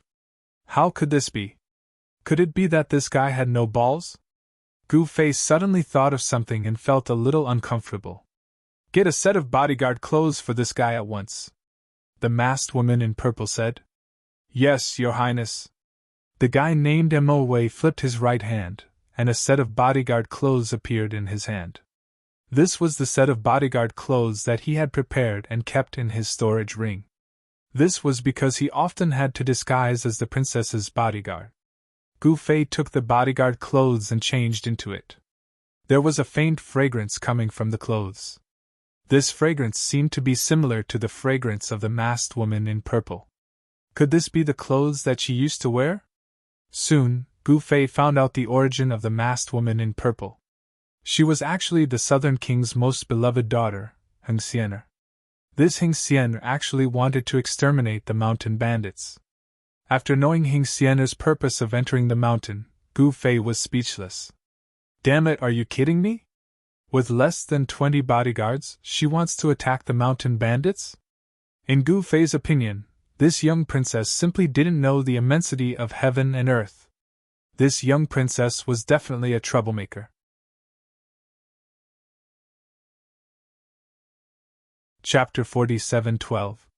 Heng Xian'er was the youngest daughter of the South King, one of the 4 kings of the Eternal Divine Dynasty. She was a member of the royal family of the Eternal Divine Dynasty. She had sneaked into the dragon subduing mountain range with a group of guards to exterminate a group of bandits in the mountain range. Gu Fei was speechless when he learned of her crazy plan. With Heng Xian'er's cultivation, a eunuch, and 16 guards, she wanted to exterminate a group of bandits? That was simply sending himself to die. "I say, Your Royal Highness, you must be joking with me," Gu Fei said tentatively. "Humph! Do I look like I'm joking?" The little princess stared at Gu Fei fiercely. "You don't look like it," Gu Fei hurriedly said. It seemed that this little girl was really determined to encircle and annihilate the mountain bandits. He could only act according to the circumstances. His cultivation had been suppressed by the power of the laws of heaven and earth in the eternal world. Even after 3 years, he had only recovered to the cultivation of a half-step saint. However, his martial body was a genuine eternal martial body. It was peerlessly powerful.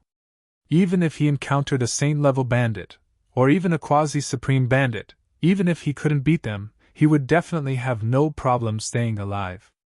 Soon, the little princess led Gu Fei and the others to a mountain. There was a city built on the top of the mountain, and a group of bandits lived in the city. This mountain was called Little Dragon Mountain. "Your Highness, are you sure you want to attack the bandits here?" The eunuch, Mo Wei, looked at the city on the mountain and felt guilty. How could they deal with the bandits here? From afar, the city on the top of the mountain was heavily guarded. From time to time, there were groups of bandits patrolling the city with spears in their hands. This was not a scene that ordinary bandits could have. "I think we should forget about it." Gu Fei also shook his head secretly. How could they take down this city with just a few people? It was simply a fool's talk. It was impossible. Even if the South King sent out his elite troops, he wouldn't be able to break through this city in a short time. "A bunch of cowards. Since we're here, we can't go back empty-handed." If Heng Xian'er was unhappy, the consequences would be dire. She knocked an arrow and pulled the divine bow in her hand to the fullest. Boundless spiritual chi of heaven and earth frantically gathered towards the bow and arrow in her hands. Powerful energy fluctuations erupted from Heng Xian'er's body.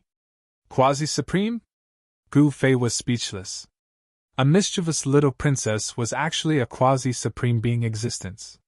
How was he supposed to live? One had to know that in the human realm, even the ancestral realm and the primordial realm, a quasi-sovereign was an overlord-level existence. As long as the extreme Tao wasn't used, a quasi-sovereign would be invincible. "Your Highness, what are you doing?" Mo Wei panicked. At this moment, Heng Xian'er released her hand, and the divine arrow turned into a resplendent divine light that shot towards the city on top of the mountain. The powerful energy fluctuations of a quasi-supreme being erupted from the divine light formed by the divine arrow. Enemy attack!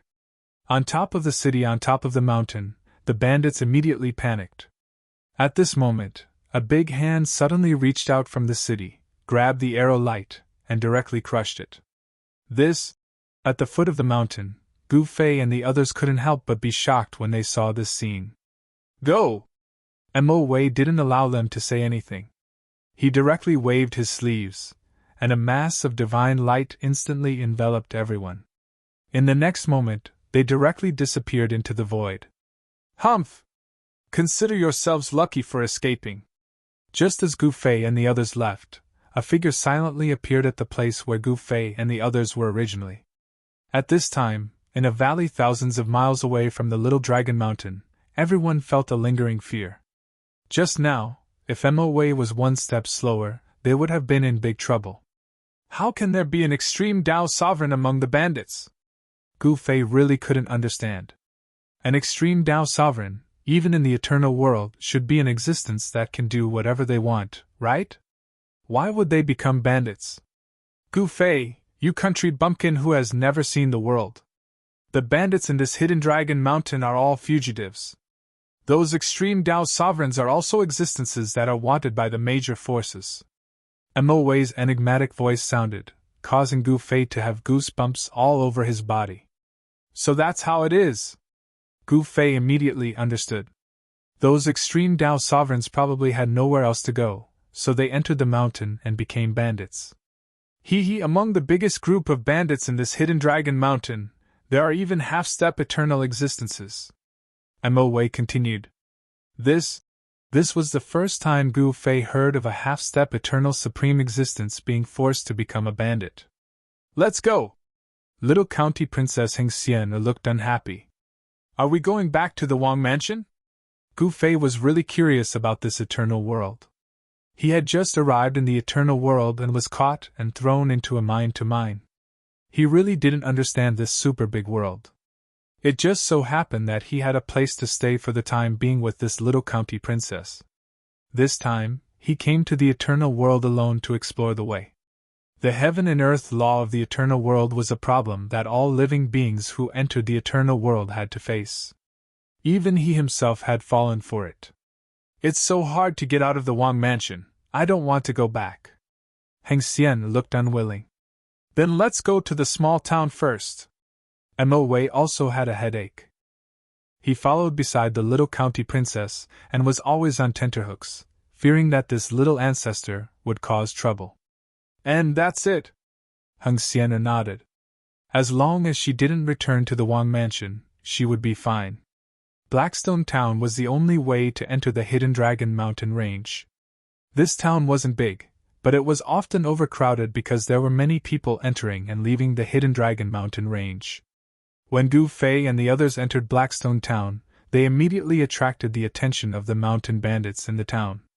This was not a good thing for them. Why are there so many people in the town today? Hengxian was a little girl who liked crowds. Brother, what's going on here? Mo Wei grabbed a martial artist and asked. Brother, you really don't know, or are you pretending? The warrior wanted to get angry, but when he saw that Mo Wei had a lot of people, he immediately backed down. What do you mean? Gu Fei asked. Even he was curious. The eternal ancestor dragon in the Hidden Dragon Mountain Range died for some reason. We are just going there to try our luck, the man quickly said.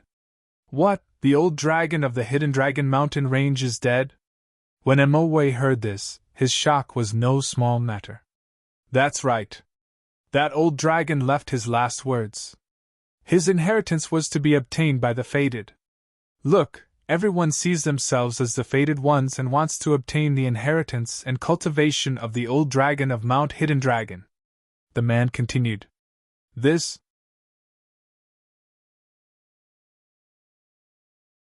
Chapter 47:13. Gu Fei had been mining for 3 years in a mine in the Hidden Dragon Mountain. He had long heard that there was an eternal-level old dragon in the depths of the Hidden Dragon Mountain. Although the bandits of the Hidden Dragon Mountain were powerful, with the presence of the old dragon, these bandits didn't dare to act presumptuously. But now that the old dragon had fallen, the bandits in the Hidden Dragon Mountain had nothing to worry about and could do whatever they wanted. Under normal circumstances, Eternal Realm creatures wouldn't receive a bento box so easily. One must know that an eternal sovereign was a supreme creature that could exist for eternity. Even if this part of the world was destroyed, Eternal Realm creatures wouldn't die and would live well. Even the power to destroy heaven and earth wouldn't be able to kill them. Gu Fei thought to himself, looks like someone killed that old dragon. Who was it? That old dragon is dead? How is that possible? Hengxian didn't believe it at all, because not long ago, her father brought her to the depths of the Hidden Dragon Mountain to visit that old dragon. Although he was an old dragon that had lived for countless years, in Hengxian's eyes, he was just a kind old man. Why did he suddenly die? Hengxian was a little sad. He should have been killed by someone. Gu Fei muttered. Who can kill that old dragon? Mo Wei exclaimed. Sigh, who cares who it is, what does it have to do with us? I'm starving to death, let's find an inn to stay in. Gu Fei touched his belly and said. You only know how to eat, you foodie. Hengxian glared at Gu Fei. Gu Fei wasn't afraid of this princess, and also glared back at Hengxian. You! Hengxian reached out and was about to hit Gu Fei. Gu Fei quickly hid behind Mo Wei. Your Highness, I think what this kid said makes sense. Let's find a place to stay first. As Mo Wei spoke, his stomach gave a loud rumble. You bunch of foodies. Heng Xian'er was speechless. Soon after, they were dumbfounded. After circling around Blackstone Town, they realized that there was no place for them to stay in the huge Blackstone Town. All the inns were full, and all the inns were occupied by cultivators. What should we do? Heng Xian'er also didn't have any temper. She couldn't possibly chase the people in the inn out. She would stay by herself. Your Royal Highness, I remember that there is a courtyard in the prince's mansion that is not far from here. Why don't we stay there for a night? Mo Wei suddenly said. Why didn't you say so earlier? Heng Xian almost went crazy. The South King, who guarded the southern border, had built residences or temporary imperial residences in various places. Less than 20 li away from Black Hills Town, there was a residence belonging to the South King. Quick, lead the way, Heng Xian'er said snappily. Yes, Your Highness. Once these 3 killing formations were activated, even a quasi-supreme wouldn't be able to break in. He didn't have the slightest bit of respect for the Royal Highness or the Royal Highness. It should be noted that in the human world and other great worlds, he was an invincible existence. Anyone who saw him would be respectful. As long as others respected him, there was no one in this world that Gu Fei respected. Hey, do you think we should also go to the Hidden Dragon Mountains to try our luck? Try our luck? With your cultivation level, you'll be courting death if you go. Yeah, the old dragon's inheritance and power aren't that easy to obtain. Who knows how many big shots are eyeing it? When Gu Fei walked behind a fake mountain, he suddenly heard someone talking in front of him. It turned out that the guards of this courtyard were talking to each other. From them, Gu Fei learned that although the old dragon of the Hidden Dragon Mountains had fallen, he used his last bit of power to seal his lifetime's power. Unlocking the seal would allow one to obtain this power. Who didn't want to obtain great power? This was the reason why cultivators gathered at the Hidden Dragon Mountains. However, it was an unchanging law in the cultivation world that those with weak cultivation would become cannon fodder for those with strong cultivation. Countless cultivators flocking to the Hidden Dragon Mountains would ultimately benefit the strong. The old dragon's lifetime's power? Chapter 47:14 Eternal World, Celestial Continent, Eternal Godly Dynasty's Southern Region. The South King was staying in a courtyard near the hibernating Dragon Mountain Range. Gu Fei inadvertently overheard a conversation between several guards and learned why countless cultivators were rushing into the hibernating Dragon Mountain Range in a frenzy. It turned out that the old dragon in the depths of the Hidden Dragon Mountains not only left behind his inheritance, but also sealed his cultivation base for the fated ones. The old dragon of the Hidden Dragon Mountains was an eternal supremacy. How powerful was the lifetime cultivation base of an eternal supremacy? Anyone would be envious of it. It was unknown how many powerful creatures had come to the Hidden Dragon Mountains at this time. Not only the experts of the human race, but also the powerful creatures of other alien races. Whether it was the inheritance of the old dragon of the Hidden Dragon Mountains, or the lifetime cultivation base of the old dragon of the Hidden Dragon Mountains, it was enough to change the lives of all the experts. It seems that I have to make a trip. Gu Fei didn't care so much. He had already made up his mind. He returned to his residence and waited quietly. In the middle of the night, Gu Fei, who was sitting cross-legged on the bed, suddenly opened his eyes. He quietly left his residence, evading the guards, and arrived at the foot of the courtyard's high walls. This place was the weakest part of the courtyard's killing array. When Gu Fei was about to slip away, a figure walked over. It's you? It's you? When Gu Fei saw this person, he couldn't help but be surprised. This person who suddenly appeared was the daughter of the Southern King, Heng Xian'er. Your Highness, you also want to slip away? Gu Fei was amused. What do you think? Heng Xian'er said impatiently. Gu Fei didn't waste any more words. He directly jumped onto the wall and carefully flipped over. These few actions were simple and direct. He didn't touch the courtyard's array. Heng Xian'er's eyes lit up when she saw this scene. She also jumped onto the wall and flipped over. She also didn't touch the courtyard's array. After the two of them flipped over the wall, they quickly left. Early the next morning, the entire courtyard was in chaos. Their princess had disappeared, and that guy named Gu Fei had also disappeared. That damned Gu Fei, he actually kidnapped the little princess. Why aren't you guys going to find it for me? The steward of the Southern Prince's mansion, Mo Wei, was shocked and anxious. If anything happened to the princess, he would also be buried with her. Yes. Everyone acknowledged the order and dispersed. Mo Wei, on the other hand, was restless. They naturally couldn't find Heng Xian'er and Gu Fei, because at this time, they had already entered the mountain. Heng Xian'er, on the other hand, felt that all of this was incomparably fresh and exciting. Ever since she was born, she had never tried to venture out alone. Heng Xian'er covered her face and carried a bow and arrows on her back as she followed beside Gu Fei. As soon as they entered the mountain, they were blocked by two fellows who jumped out from the forest on both sides of the mountain path. Hee, a deal delivered to our door early in the morning, what luck! A middle-aged man holding a pair of big axes grinned at Gu Fei and Heng Xian'er. Humph! You two obediently hand over all your things, or else a white knife will enter and a red knife will come out. I, your father, will give you 2 holes with 1 knife. Another tall and thin man said with a sinister smile, holding a big knife in his hand. Are these bandits? Heng Xian'er stared curiously at the 2 fellows in front of her. What do you think? Gu Fei was really speechless. It turned out that the little princess had never seen bandits before. However, the cultivation of these 2 bandits was a bit scary. Both of them were half-step saints. This was also the first time he had encountered half-step saint-level bandits. Hee, I'll play with these 2 fellows. The little princess was eager to give it a try. As long as you're happy, Gu Fei said indifferently with his hands behind his back. This little princess is really bored. She's a saint-level expert, yet she wants to bully a half-step saint? This little girl has a good figure. Catch her and make her the wife of a bandit. The boorish middle-aged man said loudly and rushed toward the little princess. You're courting death. Heng Xian'er took a step forward and instantly disappeared into the void. What? The middle-aged man wielding the axes was taken aback. In the next moment, a foot directly stomped down from the sky. Bam!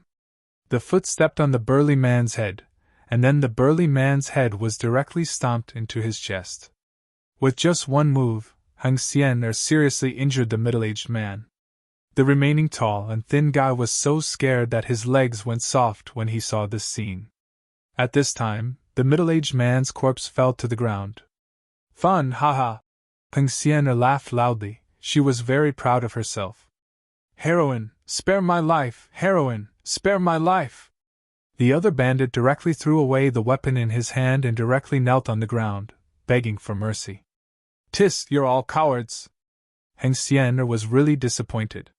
She originally wanted to play with these 2 bandits, but who would have thought that one of them was too weak, and the other was too smart, knowing to beg for mercy. Puff! Heng Xian'er kicked a small stone with the tip of her foot, and the small stone directly pierced the bandit's head. The bandit also died. You don't want the spoils of war? Gu Fei said. Heng Xian'er couldn't help but frown when she heard this, and said, What good things can these 2 fellows have? That too! Gu Fei nodded.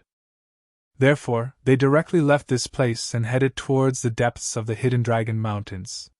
Heng Xian'er and her father, Nan Wang, had once visited the Old Dragon and the Hidden Dragon Mountains, so they knew the way.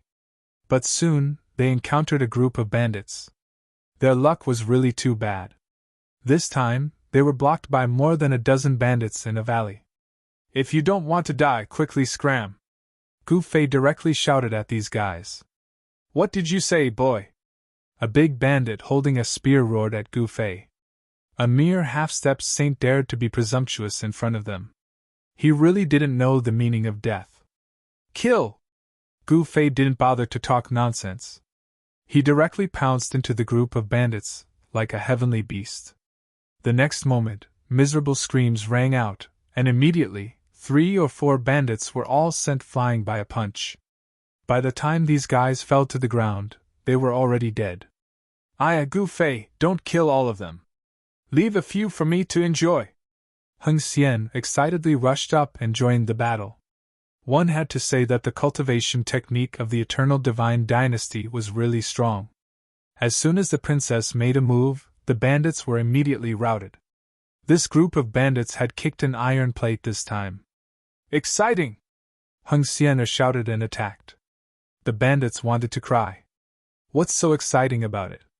Seeing that they weren't a match for her, these bandits scattered in all directions. Hey, don't go! Heng Xian heartlessly asked them to stay and let her kill them. Only a fool would stay.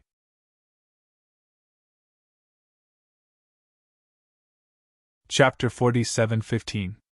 The princess of the Southern King of the Eternal Divine Dynasty had been abducted. The entire Southern King's mansion was in chaos. Even the Southern King was alarmed. That was his most beloved daughter. How could she be abducted from the Hidden Dragon Mountains? What kind of place was the Hidden Dragon Mountains? Even he had to be careful when entering the Hidden Dragon Mountains. One had to know that the Hidden Dragon Mountain range was already very chaotic. The 5 bandit groups in the Hidden Dragon Mountain range were not a joke. The leader of each bandit group was a half-step eternal existence. Not long ago, the 5 bandit groups seemed to have made a move. Someone seemed to want to subdue them for his own use. The 5 bandit groups dared to attack the immortal crystal mine of the Eternal Divine Dynasty in the Hidden Dragon Mountains. If they were really subdued, even the Southern King's mansion wouldn't be able to touch them. Moreover, the old dragon of the Hidden Dragon Mountains had fallen without warning. The situation in the Hidden Dragon Mountains became even more chaotic. Someone spread the news that the old dragon of the Hidden Dragon Mountains had left behind an inheritance, countless cultivation resources, and even a lifetime's worth of cultivation. Whether it was the inheritance of the old dragon of the Hidden Dragon Mountains, the cultivation resources, or his lifetime's worth of cultivation, they were all fatal temptations to countless cultivators. Even the corpse of the old dragon of the Hidden Dragon Mountains was a supreme treasure. A drop of dragon blood could be used to refine great medicine. The Southern King, who was in charge of the southern border of the Eternal Divine Dynasty, sent 3 experts to the Hidden Dragon Mountains to look for Heng Xian. While everyone in the Southern King's mansion was worried about Heng Xian, the carefree Heng Xian was having a good time in the Hidden Dragon Mountains. After the little princess killed a group of bandits, as if she was on steroids, she left the small valley with Gu Fei and continued to advance towards the depths of Mount Fulong. Do you really know the way? Gu Fei was led around the mountains by the little girl for half a day. It was getting late and he couldn't help but have serious doubts. TSK, how dare you look down on this princess? Believe it or not, I'll beat you up until your mother can't recognize you. Heng Xian waved her fists and pretended to be very fierce. I believe you, I believe you. As long as you're happy. Gu Fei looked disapproving. What's with that expression? Do you want to get beaten up? Heng Xian was addicted to beating people up. As she spoke, she threw a punch at Gu Fei. Gu Fei stretched out his right hand and directly grabbed Heng Xian's fist. Her small fist was soft and weak, and he was afraid that he would hurt her if he used too much force. Although his cultivation base was suppressed by the heavenly Tao laws of Eternal World, that was only because his grand Tao had yet to gain the recognition of Eternal World's heavenly Tao. Gu Fei's martial body was still a genuine eternal martial body. Even a half-step eternal existence wouldn't be able to kill him. They could only trap him, or even seal him. He couldn't use all kinds of powerful martial arts, and he couldn't use the power of the great Tao above the semi-sage realm. He could only rely on the power of his martial body to fight against a sage realm expert, or even a quasi-supremacy. If he were to encounter an extreme supremacy, he would only be tortured. The old dragon might be the only eternal-level creature in the Hidden Dragon Mountains, but there were definitely many supreme beings. Given his current situation, it was better to be careful. You! When Heng Xian's fist was grabbed by Gu Fei, she felt a warmth coming from his fist, as if it was wrapped in warm water. She couldn't help but feel her heart skip a beat, and her face heated up. She hurriedly withdrew her fist, a look of panic on her face. "What's wrong with me?" Heng Xian'er turned around abruptly, not daring to look at Gu Fei. Her face was burning hot. Fortunately, she had covered her face, or it would be too embarrassing. In the Hidden Dragon Mountains, there were bandits, ferocious beasts, and the elite soldiers of the Eternal God Dynasty's South King. However, these elite soldiers were used to guard the mine. After being grabbed by Gu Fei's fist, Heng Xian'er suddenly became quiet. She walked in front without making a sound. There were no roads in the mountains, and there were dense forests everywhere.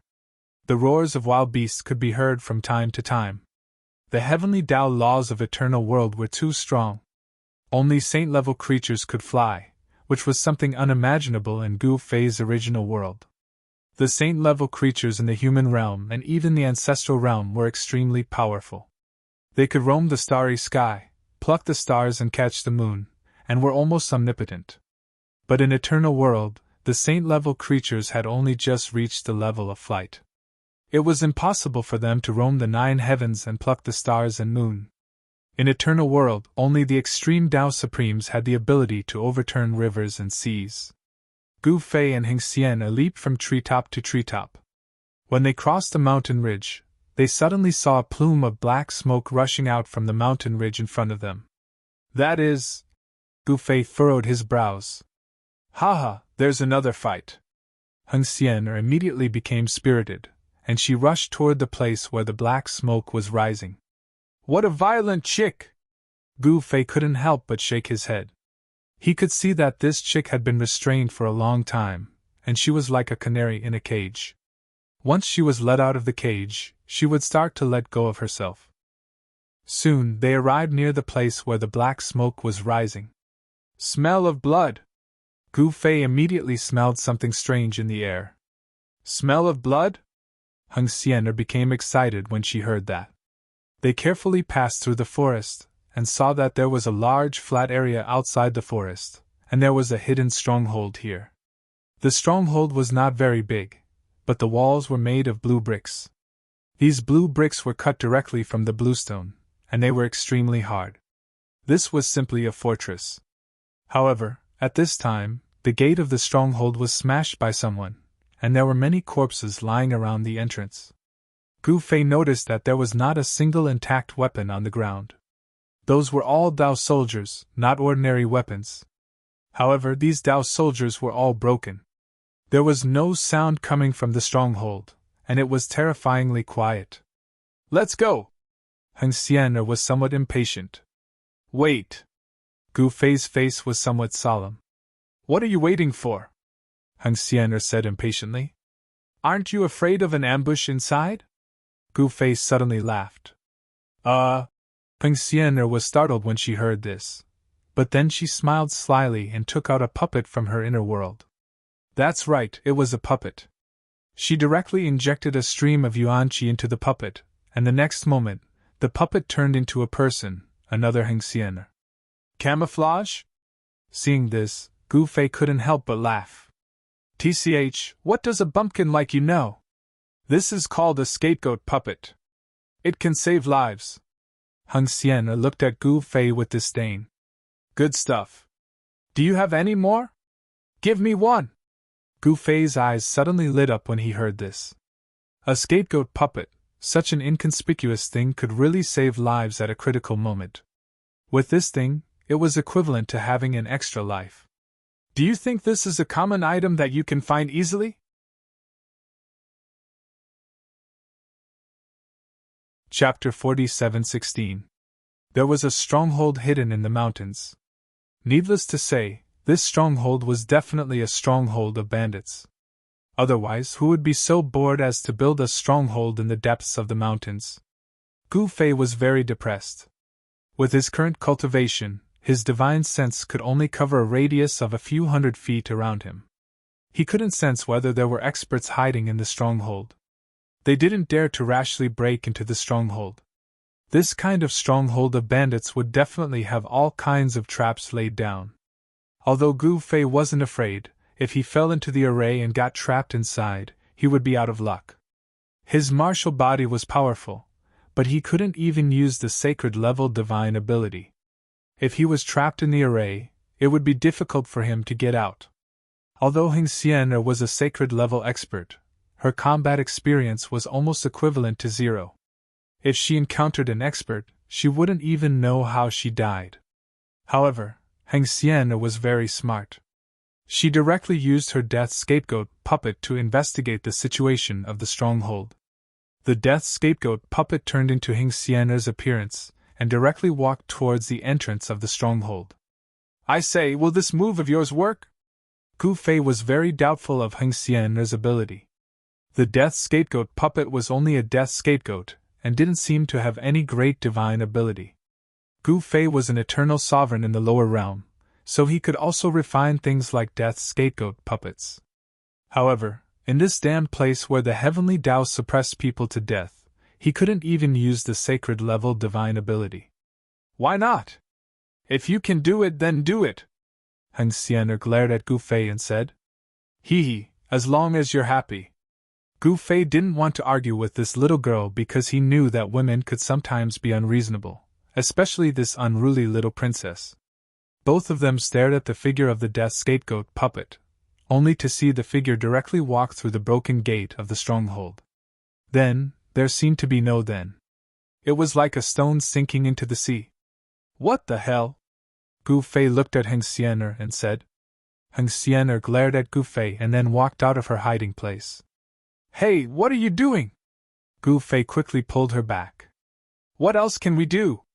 Kill our way in," Heng Xian'er said.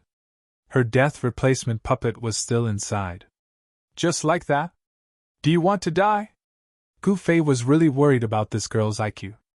"You may be a coward, but I'm not." As Heng Xian'er spoke, she was about to leave. "Wait, I'll go, okay?"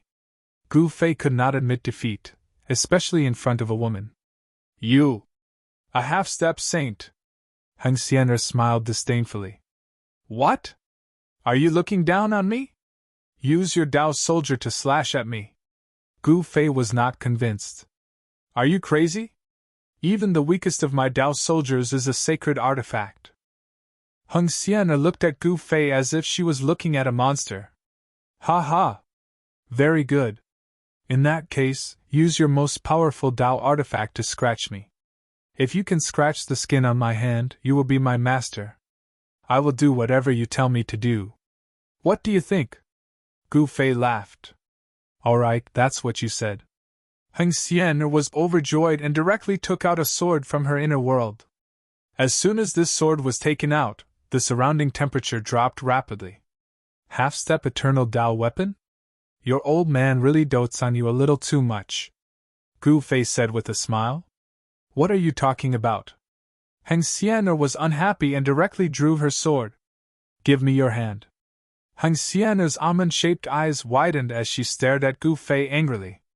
Gu Fei directly pulled up his sleeves, revealing his skin. "Hey, I didn't expect your skin to be so good."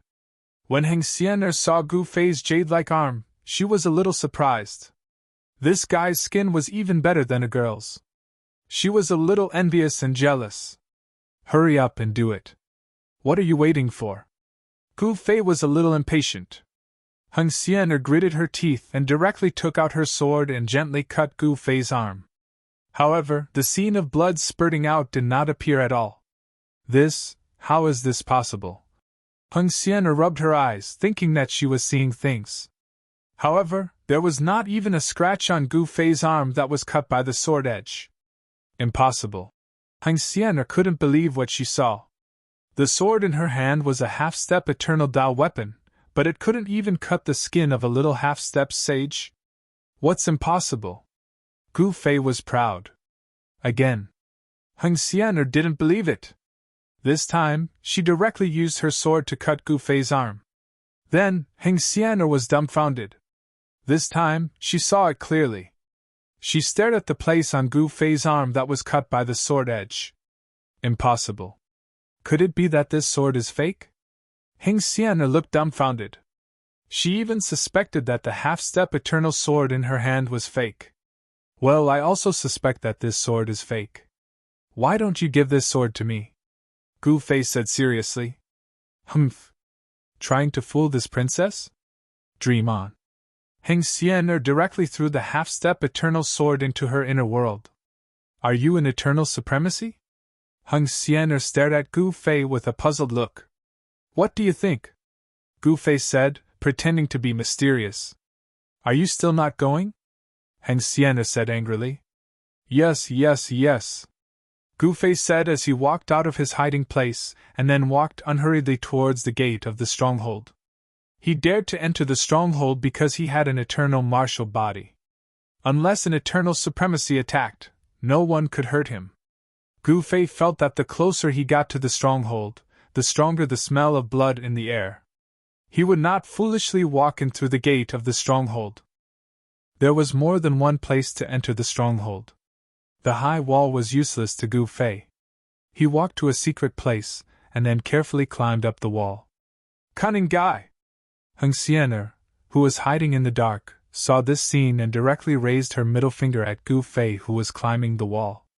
Very quickly, Gu Fei climbed to the top of the wall and discovered that there were countless runes imprinted on the wall. However, these runes had already collapsed. Obviously, this stronghold had a protective array, but it was broken by someone. The person who attacked was very straightforward, and the array was also broken in a straightforward manner. It seemed that a single blow had shattered the array patterns of the entire array.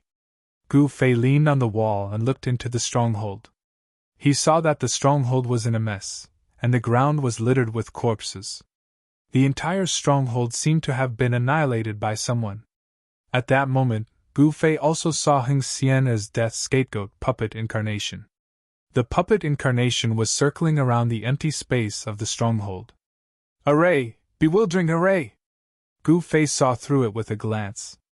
The puppet incarnation was surrounded by invisible array patterns. Under the gaze of Gu Fei's eternal divine eyes, nothing in the stronghold could hide. Some of the array formations in the stronghold had not been completely broken. An extreme Dao level array? Gu Fei was speechless. In Eternal World, even an extreme Dao supremacy had become a bandit. In Gu Fei's original world, this was absolutely unimaginable. Gu Fei no longer hesitated. He jumped down from the wall and landed inside the stronghold. Who killed this bandit?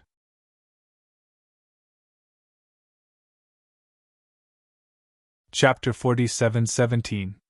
Within the stronghold, there were corpses, blood and broken magic artifacts everywhere. As Gu Fei walked through the stronghold, he could not help but be moved when he saw the scene. The one who attacked was incomparably powerful. His combat power was even more terrifying. Everyone in the stronghold had been killed with one blow. That was evident from the corpses on the ground. Amazing. He looks like I did back in the day, Gu Fei murmured. There were quite a number of capable people in Eternal World. He circled around the stronghold but did not find anything. These bandits were really unlucky. He did not know who they had offended, but that person did not take away the cultivation resources here even after wiping out the entire stronghold of bandits. Gu Fei found a considerable number of immortal crystals in the basement behind the stronghold. That was a bargain for him. The worldly spiritual energy within Eternal World was simply too abundant. Due to that, cultivators at the Immortal God stage and above would utilize immortal crystals for their cultivation. The immortal crystals could be divided into 4 grades: low grade, mid grade, high grade, and top grade. 1 grade lower than immortal crystals were spirit stones. Cultivators below the Immortal God stage would use spirit stones for cultivation. As for experts at the sacred stage and above, they would no longer use immortal crystals for their cultivation. Instead, they would use sky crystals, which were of a higher grade compared to immortal crystals. Sky crystals contained the purest worldly essence energy within Eternal World. Deep within the Hidden Dragon Mountains was a heavenly crystal mine. In order to protect the heavenly crystal mine, the Eternal Godly Dynasty had stationed an army of Eternal Godly Dynasty there. The cultivation system in Eternal World had been developed to the extreme. Here, the lifespan of all living beings was far longer than that of ordinary living beings. long lifespans meant long cultivation time. Therefore, immortals and gods were as common as dogs in eternal world. Sages could be found everywhere. Even supreme exalts were a common sight. However, supreme existences in the eternal stage would not casually appear. At that moment, Gu Fei sent a signal to Heng Xian'er. Soon, Heng Xian'er arrived.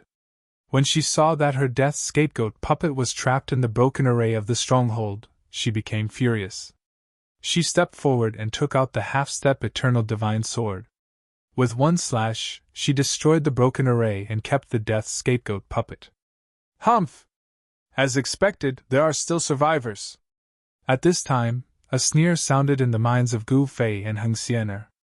What? Gu Fei and Chu Yan were both taken aback.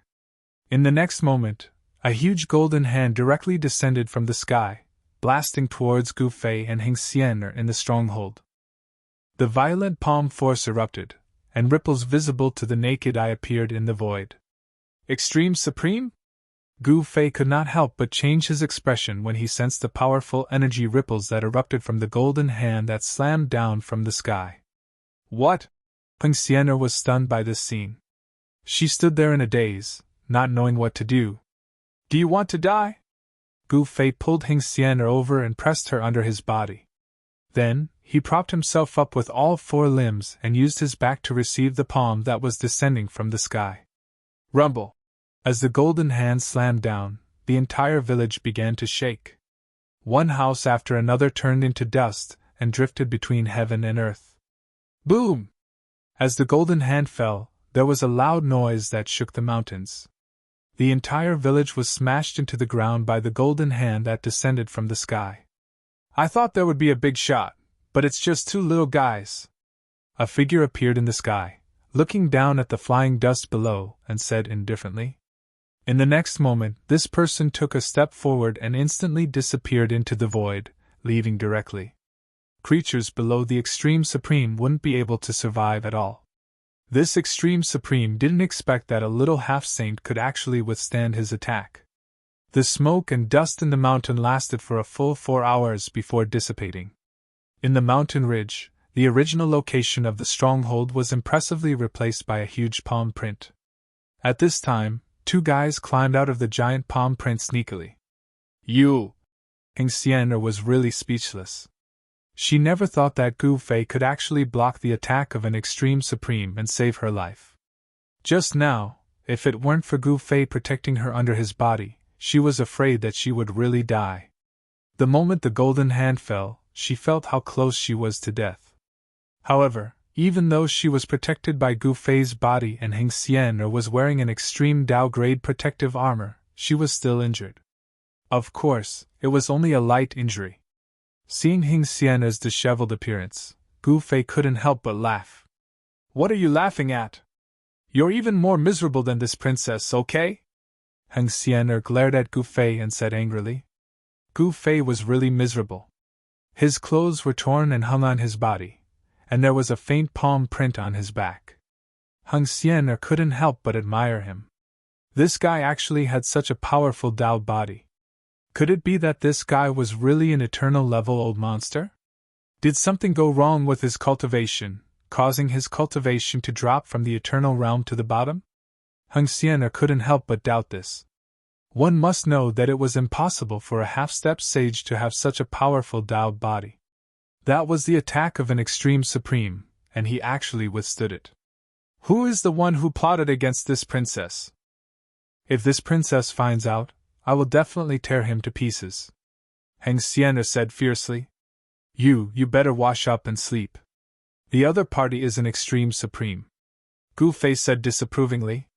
TSK, is an Extreme Supreme so awesome? Heng Xian'er said disdainfully. Her father, Nan Wan, was a half-step eternal existence. Not awesome, not awesome. Gu Fei echoed. This chick really gave him a headache. Heng Xian'er still wanted to say something. Let's go quickly. If that person comes back, we won't be able to leave even if we want to. Gu Fei said quickly. That's true. Let's go, let's go. Heng Xian'er was also afraid. If he attacked again, she would be dead, but Gu Fei definitely wouldn't die. The two of them hurriedly left the mountain range. Gu Fei found a pool and took a bath. Then, he killed a ferocious beast and happily roasted its meat. As for Heng Xian, she also secretly went to the pool to take a bath. While Gu Fei and Heng Xian were eating and drinking, in the depths of the Hidden Dragon Mountains, a large number of experts had gathered outside an immortal's cave. The powerful auras that erupted from them even affected the celestial phenomena in the sky. Does the Eternal Immortal Sect want to monopolize this immortal's cave? A figure shrouded in demonic aura glared at a figure shrouded in celestial light on the opposite mountain peak. Go back to where you came from, Emojintian. The figure retorted. Preposterous. I found this immortal's cave first. The Devil Supreme said angrily. So what? The Supreme from the Eternal Immortal Sect said coldly. You're courting death.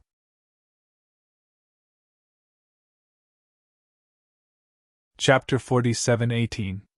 Eternal World, Immortal Province, Mount Surrendering Dragon. It was very lively. The Hidden Dragon Mountains were located in the southern part of the Eternal Godly Dynasty's territory in the Immortal Province. It had always been a land of chaos and bandits. Following the fall of the old dragon, the entire Mount Fulong mountain range became even more chaotic. In particular, some people said that even though the old dragon in the Hidden Dragon Mountains had fallen, he left behind a cave abode and his cultivation base. Now, all the cultivators who received the news rushed to the Mount Surrendering Dragon like madmen. In the depths of the Mount Surrendering Dragon, in front of a grotto mansion, experts from various major factions were facing off. Emojintian, the first devil son of the Eternal Demon Sect, was fighting against Yu Huang, the holy daughter of the Eternal Immortal Sect. Back in the Chaos Immortal Mansion world, the two of them had successfully snatched away a Grand Dao Golden Lotus before fleeing back to Eternal World. As for these two fellows, they were truly amazing. They had both successfully taken that step and attained extreme Dao fruits. Emojintian made the first move. Supreme Devil Fist! He immediately unleashed the Eternal Demon Sect's Eternal Grade Fist technique. The Eternal Demon Sect was the #1 demonic sect in Eternal World, and had existed for countless years. The Supreme Devil Fist was an Eternal Grade Fist technique that only true disciples of the sect were qualified to cultivate. Emojintian's punch caused the air within a radius of several kilometers to tremble. The overbearing fist energy shook heaven and earth. So near yet worlds apart sword! Yu Huang took a step forward, evading Emojintian's punch. She waved her right hand, and a beam of sword light shot toward him at incredible speed. The sword was a combination of the power of time and space, and was the ultimate secret magic of the Eternal Immortal Sect. Emojintian wanted to evade, but he couldn't. Eternal Demon Body! Emojintian let out a furious roar and a powerful demonic energy erupted from his body. A demonic shadow rushed out from his body and blocked the immortal sword light that was coming for him. Good! Yu Huang bellowed and attacked with her sword again. You think I'm afraid of you? Emojintian sneered and charged forward. The two supreme experts began to fight. At this time, the other experts outside the cave did not make a move. They were all watching the show. The old dragon of the Hidden Dragon Mountain was a supreme eternal level existence. How could the cave abode he left behind be so easily broken into? While Emojintian and Yu Huang were fighting, Gu Fei and Heng Xian were also advancing towards the depths of the Hidden Dragon Mountains. They were extremely cautious, not daring to provoke the terrifying beasts in the mountains. Gu Fei's ability to survive in the wild was not to be underestimated. However, Heng Xian didn't have any experience at all. If it weren't for Gu Fei watching from the side, she would have been bitten by a poisonous snake that suddenly jumped out of the grass. Although she wasn't bitten by the snake, Heng Xian was still frightened. Just as they crossed over a mountain ridge, the sounds of fighting suddenly came from ahead. Gu Fei hurriedly looked forward and saw that in the mountain ridge in front of him, there was actually another stronghold. A black shadow was killing in and out of the stronghold, unexpectedly unstoppable. A little interesting. Gu Fei watched as the person displayed his invincible might. He saw that the person actually used a pair of fists to beat the bandits into a sorry state. The person was very domineering, killing a bandit with a single punch. Roar! A roar came from the stronghold, only to see a burly man brandishing a saber, fiercely rushing towards the black-clothed man, slashing down with his saber. Swish! The sound of breaking air resounded, the void seemed to be torn apart. However, the person still punched out, directly shattering the opponent's saber. His fist did not stop and directly smashed into the opponent's chest. In the next moment, the sound of bones breaking came from the burly man's body, then he collapsed to the ground and died just like that. One punch killed. Could it be that this person destroyed the previous stronghold? Gu Fei's eyes suddenly lit up when he thought of this. So powerful! Heng Xian couldn't help but exclaim when she saw the incomparably domineering person. Very soon, the bandits in the stronghold couldn't bear it anymore and began to scatter in all directions. The black-clothed man didn't chase after them. He seemed to be enjoying the pleasure of punching flesh. After that, the stronghold was empty. The bandits here were either killed by the black-clothed man or escaped. Come out! The middle-aged man suddenly roared at the place where Gu Fei and Heng Xian were hiding. Gu Fei knew that he couldn't hide anymore, so he directly walked out of his hiding place. Heng Xian could only follow behind Gu Fei. Eat my fist! The man directly punched at Gu Fei. You think I'm afraid of you? The black-clothed man clenched his right fist and also punched at the middle-aged man. Bam! The two fists collided, and then Heng Xian saw that the person who retreated was actually this powerful middle-aged man, not Gu Fei. Good kid! The middle-aged man was majestic, and his eyes were like lightning.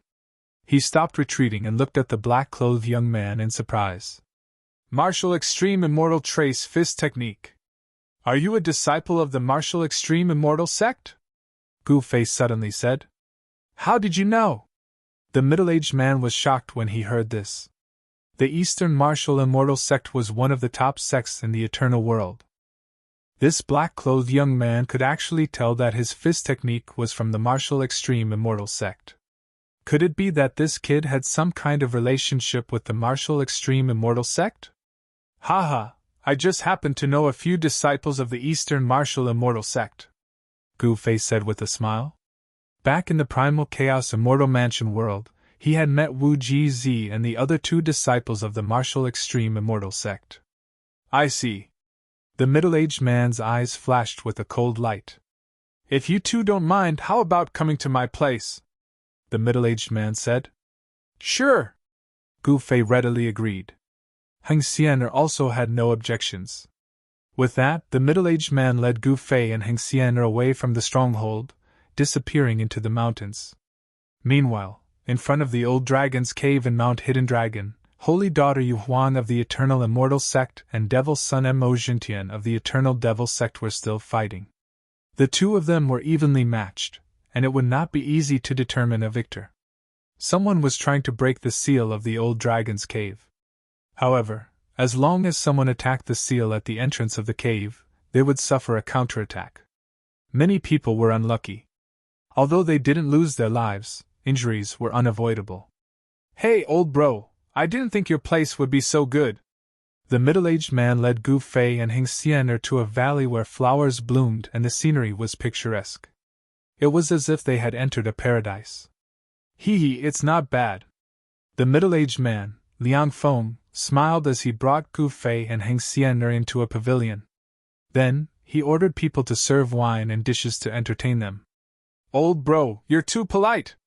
Gu Fei sat down and drank a large bowl of wine. Heng Xian also wanted to take a sip, but Gu Fei seemed to be careless and knocked the wine bowl in her hand to the ground. Io, what's going on? I feel a little dizzy. Gu Fei sat down on the stone bench and looked like he was on the verge of collapse. You! When Heng Xian saw this, she was shocked. Haha!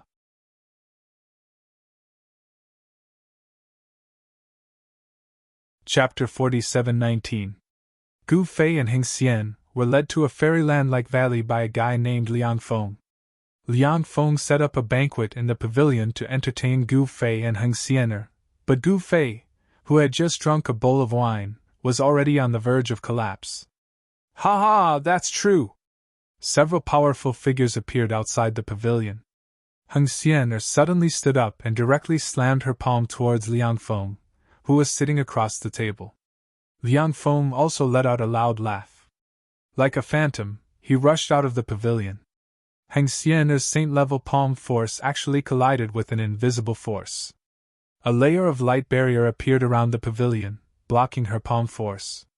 This pavilion was set up with a trapping formation. Obviously, the other party had planned this beforehand. She and Gu Fei were trapped in this shabby pavilion. You guys! She glared at the people outside the pavilion. She saw 3 people outside. Including the guy named Liang Feng, there were 4 of them. These 4 guys were looking at Heng Xian'er with malicious intent. Old 3, where did you go to kidnap such a shrewish girl? A middle-aged man in green squinted his eyes and sized up Heng Xian'er in the pavilion. His eyes were filled with lust. Quickly let us out or else, Heng Xian'er said angrily. Or else what? The middle-aged man said with a smile. Hey, wake up. Heng Xian'er had never seen such a scene. She panicked and quickly pulled Gu Fei, who was lying on the table. However, Gu Fei seemed to have fainted. No matter how hard she pulled, he wouldn't wake up. Don't waste your energy. Even if an extreme Dao supremacy ate this extreme Dao bewilderment drug, they would be unconscious for at least 10 days and 10 nights. This guy is just a half-step saint. I reckon he won't wake up for thousands of years. Liang Feng sneered. Extreme Dao bewilderment drug? When Heng Xian'er heard this, she was taken aback. This thing was very precious. One must know that this was something that could even confuse an extreme Dao supremacy. These guys actually used this thing on them? What exactly do you want? Heng Xian'er calmed down. She wasn't stupid.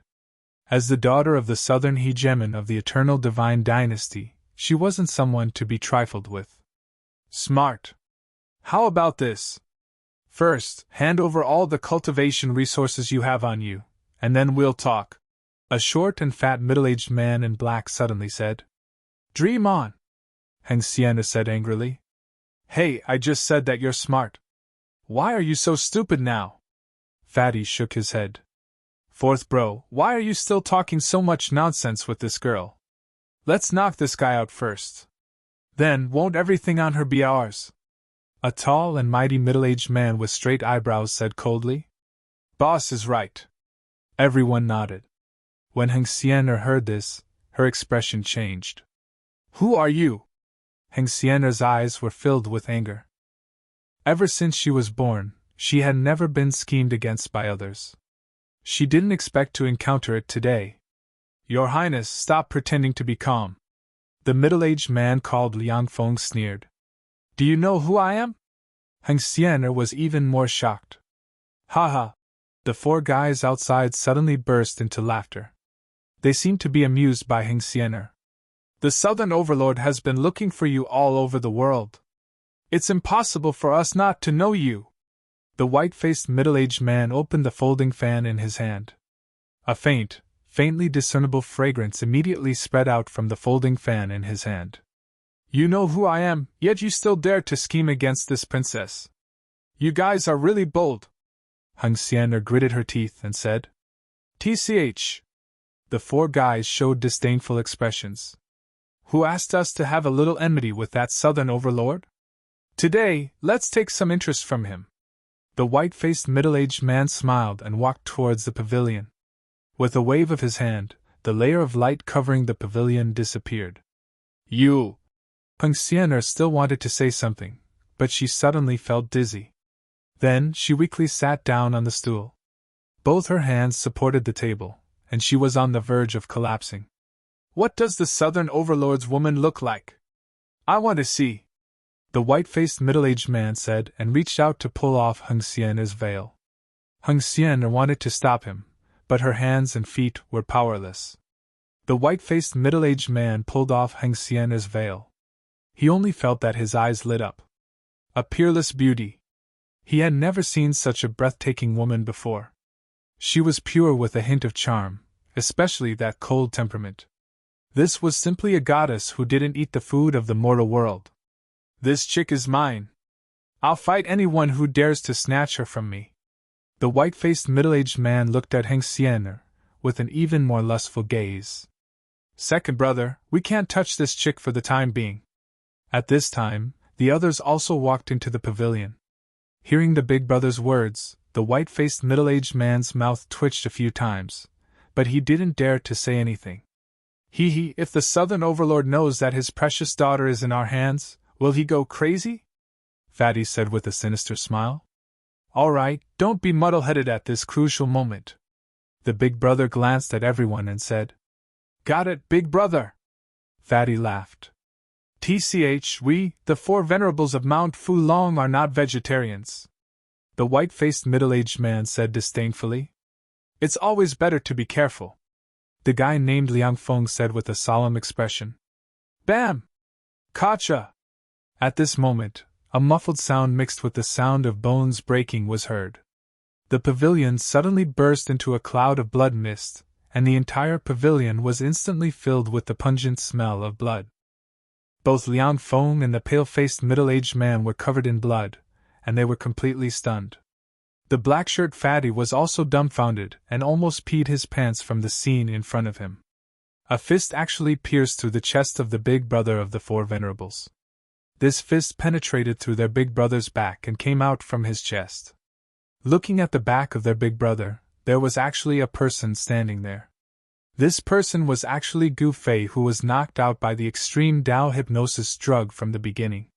How is this possible? Everyone was stunned by this sudden scene. Roar!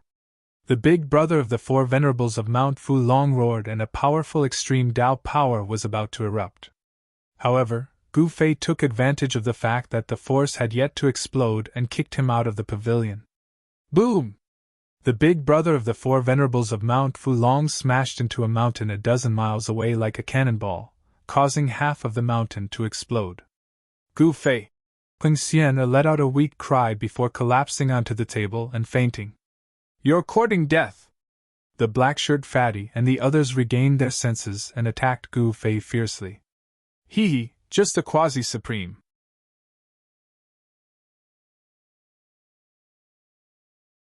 Chapter 47:20. Inside the pavilion in the valley, Gu Fei suddenly made his move. With one punch, he punched through the chest of the leader of the 4 sovereigns of Crouching Dragon Mountain. Then, with a kick, he sent the guy flying, crashing into a mountain several kilometers away. The sudden change almost made the eyes of the fatty in black and the others fall to the ground. Their leader was an extreme grade supreme, yet this guy punched through his extreme grade Dao body? How was that possible? This little guy was just a half-step saint. It was a miracle for a half-step saint to punch through the extreme grade supreme's Dao body. Such an unbelievable thing had never happened in the eternal world. Damn you! Kill! The fatty in black and the others directly attacked Gu Fei. Boom! A black palm print slapped towards Gu Fei. The one who attacked was the fatty in black. The power of a quasi-supreme erupted from his palm print and instantly enveloped Gu Fei. Liang Feng opened his mouth and spat out an extremely sharp blade light, which directly slashed towards Gu Fei. As for the middle-aged man in white, he waved the folding fan in his hand and a terrifying cold power immediately surged out from the folding fan, freezing everything. Ha ha! Gu Fei did not dodge and let the attacks of the 3 people hit him. In the next moment, he was hit by the fatty in black's palm and slashed by the blade light that Liang Feng spat out. Then, he was instantly frozen by the cold aura that surged out from the folding fan in the middle-aged man's hand. Seeing this scene, the fatty in black and the others were dumbfounded. This guy was too easy to deal with. At this time, Gu Fei's martial body was like a black hole, devouring the power of these guys. Boom! Just when the fatty in black and the others thought that Gu Fei was dead, a loud sound rang out, and the ice on Gu Fei's body exploded. A figure directly attacked the 3 guys. Bang!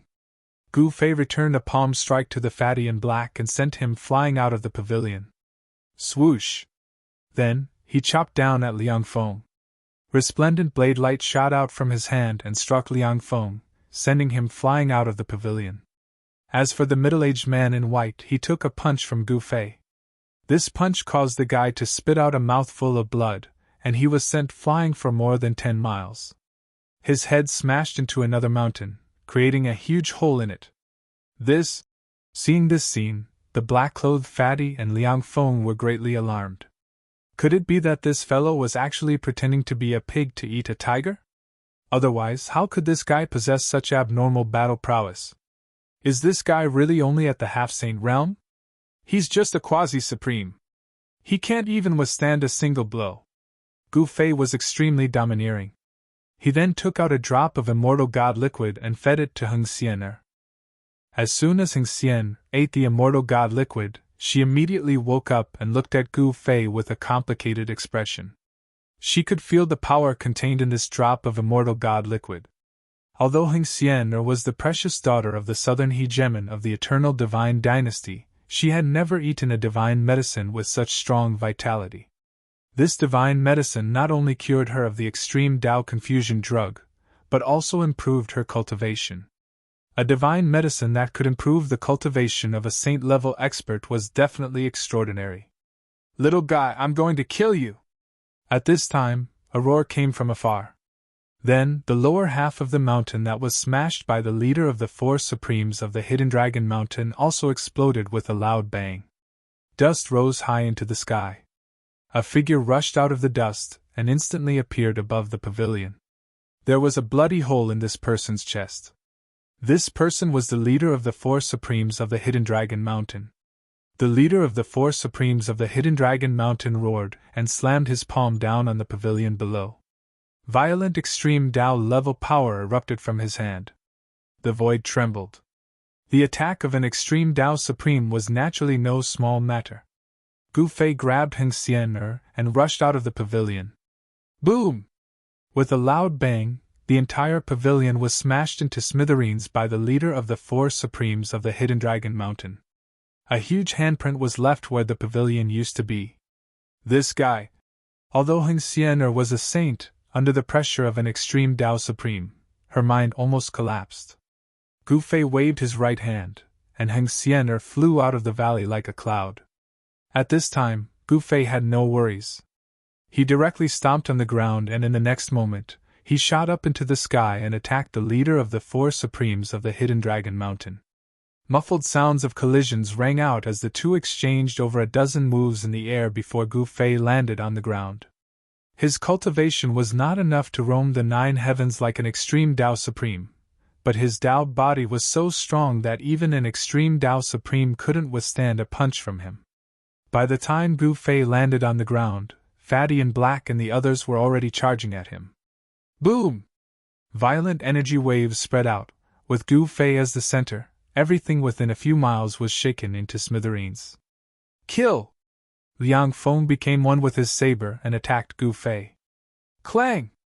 Gu Fei's fist continuously collided with Liang Feng's saber light, producing the sound of metal colliding. How is this possible? Liang Feng was shocked to the extreme. He was a quasi-supreme saber Tao cultivator, but his saber light couldn't even cut through his opponent's skin. Roar! The middle-aged man in white roared and attacked Gu Fei. On his folding fan, the cold energy was vast and mighty, and it actually snowed between heaven and earth. Gu Fei became stronger as the battle went on. His fists actually fought against the 4 Supremes of the Hidden Dragon Mountain, and didn't seem to be at a disadvantage. If this scene was seen by others, it would definitely cause a commotion. The leader of the 4 Supremes of the Hidden Dragon Mountain was an extreme supreme being, but he was injured by Gu Fei in the beginning, so his battle strength was reduced. Otherwise, Gu Fei would really be in trouble. Ultimate punch break kill! Gu Fei didn't want to be entangled with these guys anymore, so he directly used his trump card. He disappeared into the void in an instant, and when he reappeared, his fist had already landed heavily on the chest of the middle-aged man in white. Bam! With a muffled sound, the middle-aged man in white was blasted by Gu Fei's punch and turned into a cloud of blood mist. What? When the others saw this scene, they were really shocked. They could sense that Gu Fei's battle strength had suddenly soared to a level that made their hearts palpitate. A primordial spirit rushed out of the blood mist and directly soared into the sky, trying to escape. However, Gu Fei rushed up from the ground and swallowed the primordial spirit into his stomach.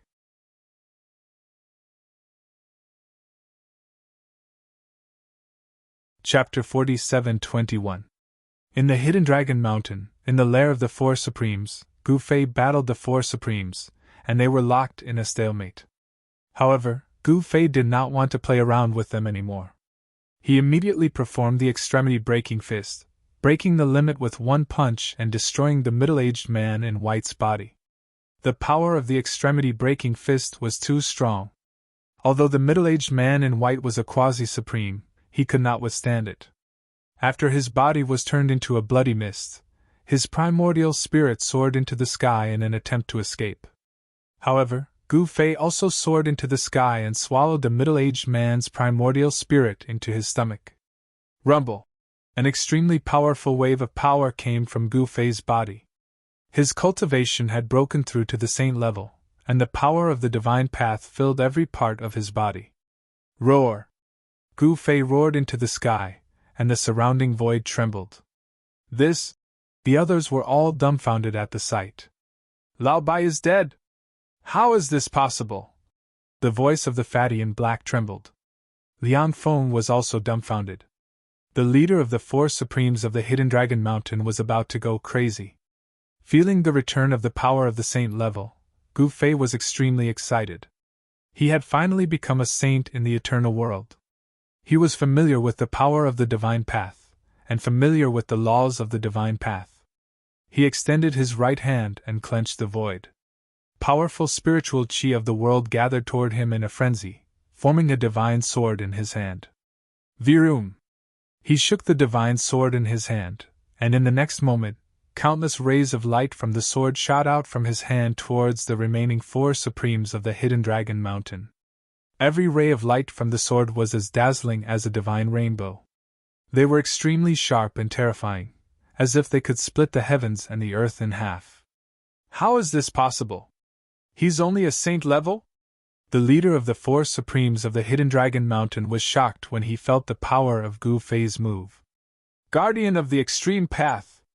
The leader of the Four Supremes of the Hidden Dragon Mountain used the Extreme Path. A ball of divine light surged from his body, blocking all the rays of light from the sword. However, not everyone had the ability to block Gu Fei's attack. Gu Fei's sword light directly pierced through the fatty's protective divine light. Over a dozen sword lights instantly pierced through his body, causing a mist of blood to spurt out. Roar! The black-robed fatty roared and fell down stiffly. He could clearly feel that his life force was constantly being slashed away by his opponent's sword light, and his entire body was on the verge of collapsing. However, Liang Feng was very cunning. He directly used a quasi-sovereign shield to block in front of him. However, the quasi-supreme level shield seemed to be useless. Gu Fei's sword light directly pierced through the quasi-supreme level shield, then through the unlucky quasi-supreme level shield. Liang Feng vomited blood and retreated. Although Gu Fei's cultivation had just recovered to the sage level, his battle prowess was something that even a quasi-supreme being would have to concede defeat. This guy is simply a monster! Liang Feng also fell to the ground. The destructive power contained in the opponent's sword light was truly terrifying. Was this a sword technique that focused on killing? Haha, great! Gu Fei was very satisfied with his battle prowess. Moreover, his sage power was still growing. Damn it! The leader of the Four Supremes of the Hidden Dragon Mountain's eyes turned red when he saw this.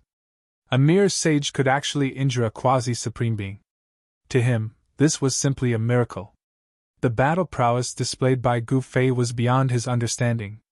In the eternal world, there had never been anyone who could fight an extreme supreme being with the cultivation of a sage, let alone injure an extreme supreme being. As for a quasi-supreme being, in the eyes of Gu Fei, they were even more vulnerable. His opponent was only the leader of the Four Supremes of the Hidden Dragon Mountain, Jin Wu. Kill! The leader of the Four Supremes, Jin Wu, roared furiously. Wave after wave of sharp metal elemental power erupted from his body, turning into a shocking divine sword that pierced towards Gu Fei. Competing with me in the way of the sword? Gu Fei was overjoyed. When I was in the lower realm, I was an eternal level sword supreme. My way of the sword was much higher than this guy's. He held his sword again and swung it upwards. In the next moment, a sword veil appeared between heaven and earth. All the power of heaven and earth was mobilized and turned into this shocking sword. Then, Jin Wu's sword aura was instantly crushed by Gu Fei's sword aura. Countless metal elemental sword aura collapsed. After the collapse, the metal elemental power turned into metal elemental power was absorbed by Gu Fei's sword light, causing the power of Gu Fei's sword light to multiply. What? Seeing this, the leader of the four supremes of the Hidden Dragon Mountain was truly shocked. How could he fight like this? His opponent was getting stronger while he was getting weaker. He had already predicted the outcome of this battle. Let's go! Jin Wu stretched out his hands, and two huge golden hands grabbed towards Liang Feng and the black-robed fatty from the sky. He wanted to save these two guys. Humph! Gu Fei sneered and swung his sword again. This sword was like the sword of heaven falling, cutting through the 3,000 great ways. The immortal sword light directly destroyed the two golden hands that descended from the sky. Brother, I'm sorry, Jin Wu said and turned to escape. He instantly disappeared at the end of the sky. Escaping was faster than anything else. Boss! Liang Feng and the fatty in black were in despair when they saw this. Jin Wu, you bastard! The fatty in black cursed. Where was the code of brotherhood? Where was the promise of dying on the same day of the same year? Mother ***, it was all bullsh***. Gu Fei did not show any mercy. He directly killed the black-clothed fatty with his sword and swallowed the black-clothed fatty's essence soul in one gulp. After swallowing the fatty's primordial spirit, a black hole appeared in the void. It was an inner world that was about to collapse. This inner world was naturally the fatty in black's inner world. Gu Fei hastily took action to stabilize the inner world. Next, he fused the inner world into his own inner world. With that, Gu Fei obtained all of the fatty in black's inner world. Earlier, the middle-aged man in white had not managed to open up his inner world. Thus, Gu Fei's punch had destroyed all the items on him, leaving nothing behind. Don't kill me! At that moment, Liang Feng finally grew fearful. After devouring the fatty in black's primordial spirit, Gu Fei refined the fatty's great Tao and his cultivation base rose considerably, breaking through to the mid-level sacred stage. If I devour the primordial spirit of another quasi-supreme, my cultivation base will be able to recover to the major success stage of the sacred stage. Gu Fei was very excited. This method of improving his cultivation base was too exhilarating.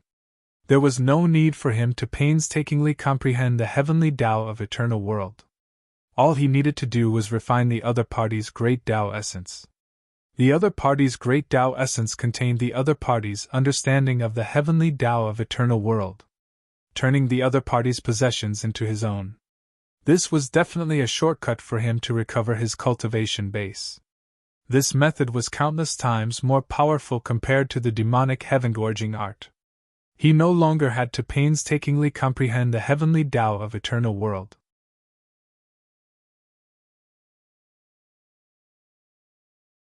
Chapter 47:22.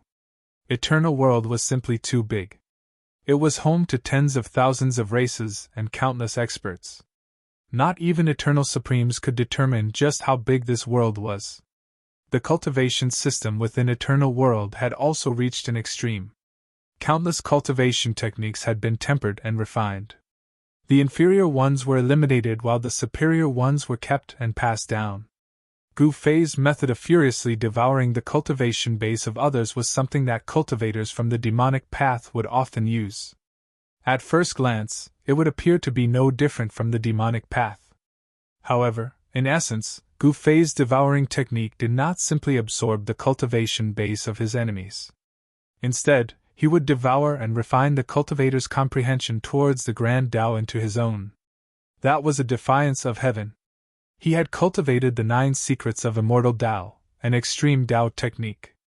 This was a cultivation technique derived from the secret technique of divine seizing and the secret technique of pure truth. Using the secret technique of divine seizing to snatch and the secret technique of pure truth to refine for his own use. This fusion pushed the 9 secrets of immortal Tao, which was already an extreme Tao technique, up by a notch and became an eternal technique. Truth be told, Gu Fei was also constantly exploring and creating an eternal technique. At his level of cultivation, only a cultivation technique that he created would be most suitable for him. Ha ha ha! This cultivation technique shall be called eternal devouring. Gu Fei laughed as he walked towards Liang Feng, one of the 4 premiers of Mount Hithering Dragon. Don't kill me! I am willing to become your slave. I will do anything for you. All I want is to live. Liang Feng was scared out of his wits by Gu Fei's actions. Devouring the cultivation base and even the primordial spirit of others. Wasn't that the same as destroying both his body and soul? In the past, he had enjoyed the pleasure of destroying others' body and soul. Now, however, it was his turn to be destroyed.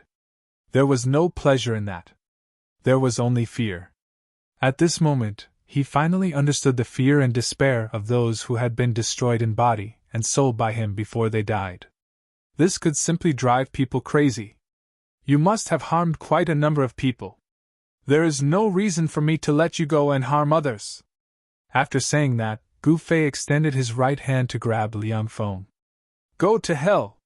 Liang Feng's gaze suddenly turned ferocious and his expression instantly became incomparably ferocious. A destructive force erupted from his body. Self-destruct? Gu Fei laughed and retracted his hand. He took out a brick and smashed it on Liang Feng's head. I'll let you be ruthless. I'll let you self-destruct. Gu Fei punched and kicked him, beating him up. Be obedient and let me devour your cultivation. Isn't that good? Why do you want to suffer? Gu Fei scolded. He had the eternal martial body. The power of his fists and feet was very strong. Even a Tao body of an extreme Tao sovereign could be punched through with one punch. This Liang Feng was merely a quasi-supreme being. After being beaten up by Gu Fei, he was beaten up into a pig's head. The brick contained a formidable sealing power. Instantly, it repelled the quasi-extreme Tao-level destructive power that had erupted from Liang Feng's body. That was the 3 boundaries steel, something capable of suppressing the 3 realms. It had been a long time since Gu Fei had used this brick. However, he found that the 3 boundaries steel was also suppressed by the heavenly Tao laws of eternal world. It was simply incapable of unleashing its power to suppress the 3 realms. At present, the mighty 3 boundaries steel could only be used by Gu Fei as a brick. It would appear that the only way to restore the power of the extreme Tao artifacts was to restore his cultivation base to the extreme Tao stage. Then, he would have to refine all the extreme Tao artifacts on him. By then, the devouring power that Gu Fei had unleashed had enveloped Liang Feng. In the next instant, the quasi-extreme Tao essence power within Liang Feng's body was pulled out by the devouring power and sucked away by Gu Fei. Soon enough, Liang Feng's black hair turned snow-white and he looked as though he had aged billions of years in an instant. As his quasi-extreme Tao essence power was sucked away by Gu Fei, he rapidly grew weaker.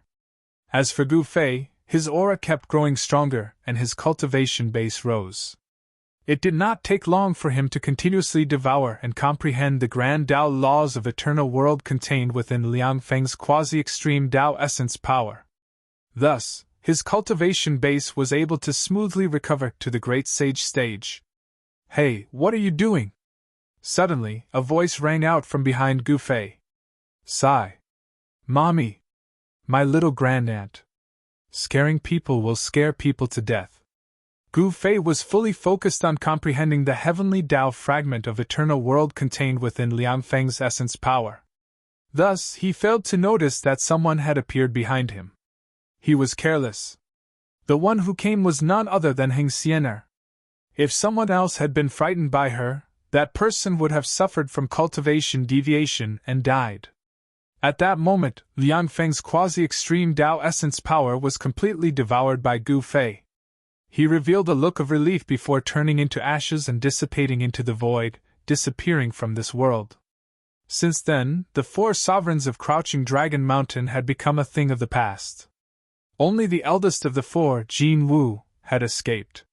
However, Jin Wu was no longer a threat because Gu Fei's cultivation base had recovered to the Great Sage stage. With the power of his eternal martial constitution, he was strong enough to fight against Supremes. Only then did Gu Fei feel that he had the power to protect himself in Eternal World. As long as his opponent was not a quasi-eternal Supreme, he had nothing to fear. It was impossible for him to fight against an eternal existence, unless his cultivation base could recover to the quasi-eternal stage. You sucked that guy into ashes? Heng Xian'er stared at Gu Fei in shock. TCH, can't I? Gu Fei said disapprovingly. No, he is so despicable. Letting him die like this is too easy on him. Heng Xian'er stamped her feet. This? Gu Fei thought that Heng Xian would blame him for being cruel and devouring other people's cultivation base. Who would have thought that this little girl felt that dying like this was too easy for Liang Feng? Violent, she was simply a violent girl. Gu Fei smiled bitterly and shook his head. Also, your cultivation base, how is this possible? Sensing the great sage pressure coming from Gu Fei, Heng Xian was dumbfounded. Wasn't this guy a quasi-saint? How did he suddenly become a great sage? Were you pretending to be a pig to eat a tiger? Heng Xian'er placed her hands on her hips and glared at Gu Fei. No, didn't you see me devouring this guy's cultivation base? Gu Fei smiled. But your cultivation base is improving too fast. What kind of cultivation method is this? Quickly teach me. Heng Xian'er's eyes immediately lit up. In Eternal World, possessing great power meant that one could rule over everything. Thus, every cultivator yearned to possess great power. However, great power was not something that could be easily obtained. Now, Heng Xian'er had suddenly discovered a cultivation method that could allow her to easily obtain great power. Naturally, she wanted to obtain this cultivation method. You want to learn? You really want to learn? Nonsense! Then, devote yourself to me.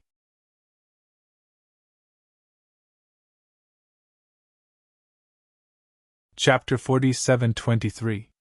Now that Gu Fei had recovered his great sage cultivation base, he could easily crush Heng Xian'er in terms of strength, which made Heng Xian'er feel somewhat uneasy. A minor bodyguard had actually dared to step on his head.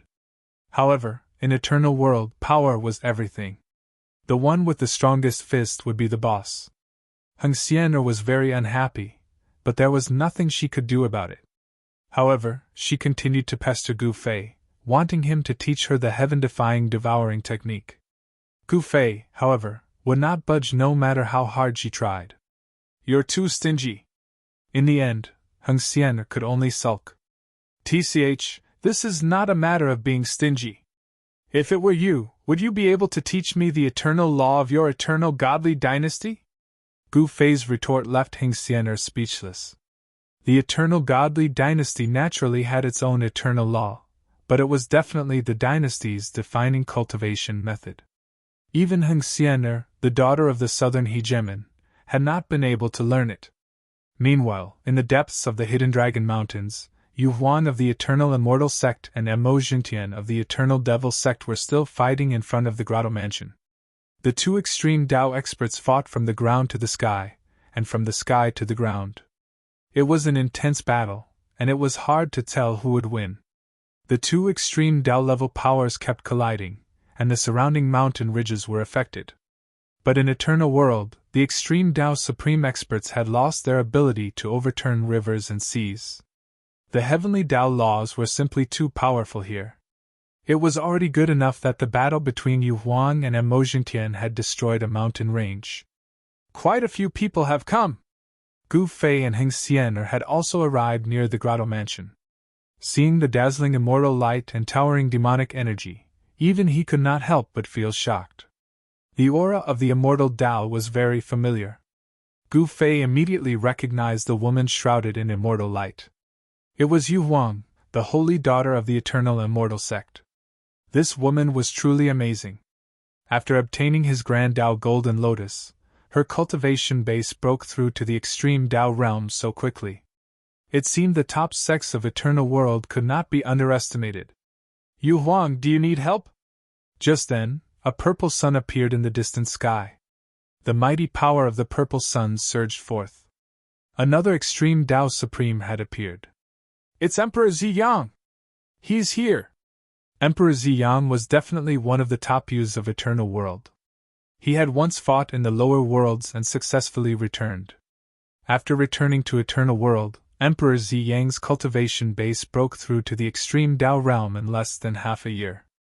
When Emperor Ziyang underwent the extreme Tao heavenly tribulation, there was even a phenomenon of 10 suns illuminating the sky. Even the ancestor of the Purple Yang clan was alarmed by him. Actually, all the heavenly divine sons and holy daughters of had achieved their cultivation base and had broken through. Cultivation base of Yang Tian of Tian had. Naturally, there were also some unlucky fellows who ended up dying in the lower worlds. Even Sovereign Sun's fleshly body was blown up and he had to flee back to Eternal World in a wretched manner. Emperor Ziyang was the holy son of Eternal World's Golden Crow clan. He had mastered the eternal technique, 10 Suns Apocalypse. Even so, Gu Ling's Extreme Breaker Fist had destroyed his fleshly body and primogenitor Golden Crow's clone.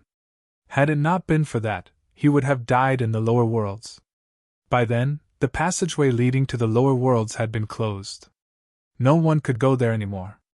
An eternal paragon had appeared in the lower worlds.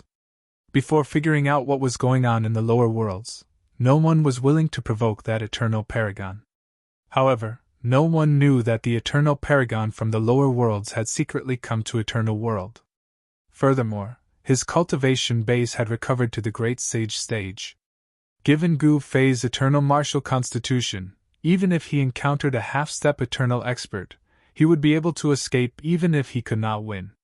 There is no need for you to interfere, Yu Huang said coldly. In the next moment, endless immortal light rushed out from her body and turned into an immortal phoenix. The immortal phoenix flapped its wings and pounced at Emojintian. As the immortal phoenix pounced at Emojintian, it began to burn. It was the eternal immortal fire, the bane of all demons and evil. Wherever the immortal phoenix passed, large swathes of demonic energy would be burned into nothingness. The void seemed to be boiling from the heat. This was the eternal immortal sect's eternity magic. The eternal immortal fire wasn't scorching hot, but rather cool. However, even a paramount paragon would be burned to death in body and soul if touched by it. Supreme Devil Fist! Emojintian roared and unleashed the eternal fiend sect's fist technique again. A monstrous demonic aura rushed out of his fist and transformed into a terrifying demonic shadow that pounced towards the immortal phoenix, whose entire body was burning with eternal immortal flames. Boom! With a loud bang, the immortal phoenix crashed into the demonic shadow and rushed past it. What? Emojintian was shocked. He hastily dodged, leaving a series of afterimages in his wake. However, no matter how fast he dodged, his right hand still touched a wisp of the eternal immortal fire on the immortal phoenix's body. He had only touched it with his fingers, but the eternal immortal fire had burned his forearm and turned his entire palm into nothingness. Emojintian turned pale with fright. Without thinking, he chopped off his entire right arm with his left hand, causing demonic blood to splatter everywhere. Yu Huang, I'll remember this grudge. Emojintian was incomparably ferocious. He directly used his own devil blood to execute the eternal devil sect's blood escape art. In an instant, he turned into a streak of blood light and soared into the sky with extreme speed. Humph! Yu Huang laughed coldly. With a wave of her right hand, the immortal phoenix flew back to her and entered her body, disappearing without a trace.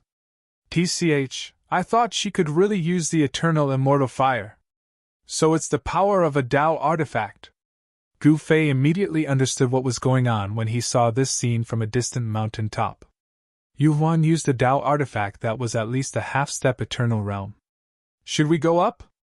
Heng Xian'er whispered in Gu Fei's ear. Go up, my *s, those are all extreme Dao experts. Gu Fei said angrily. TCH, can't you kill an extreme Dao supremacy? Heng Xian'er rolled her eyes at Gu Fei. First watch the show, then take advantage of it, understand? Gu Fei did not want to go out and fight to the death with those guys. That was the most unwise thing to do. It would not be too late for him to make a move after they fight to the death. I didn't expect you to be so cunning. I like it. Heng Xian'er smiled. Don't, you must not like me. Gu Fei frowned. Why can't I like you? Heng Xian'er was unhappy again. I am the daughter of the dignified southern overlord, the princess of the eternal divine dynasty. I have both the looks and the status. I'm a real Miss Perfect. I'm afraid that once you like me, you won't be able to extricate yourself. Ha ha. Gu Fei laughed heartily. You're so smug, Heng Xian'er said angrily. The two of you seem to be in a leisurely mood, flirting here. Just then, a voice suddenly came from behind them. What?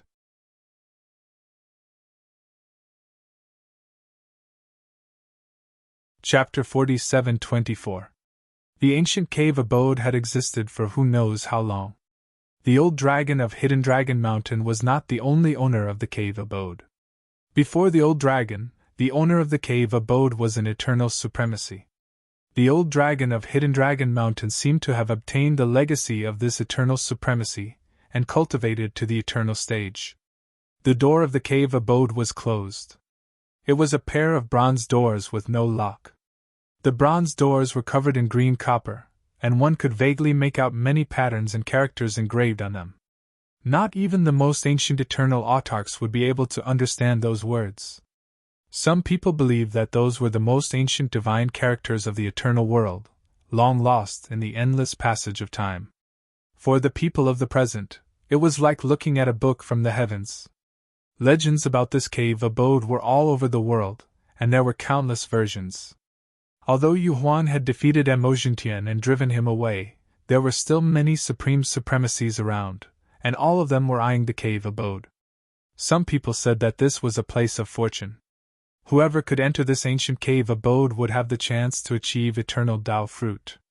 For supreme supremacies, their only goal was to achieve eternal Dao. However, even though the eternal world was vast and boundless, there were not many living beings who could cultivate to the eternal stage. The death of one eternal supremacy in the eternal world meant one less eternal supremacy. This time, the primogenitor of the eternal godly dynasty and the old dragon of Hidden Dragon Mountain had fallen. Two eternal existences had fallen, one after another.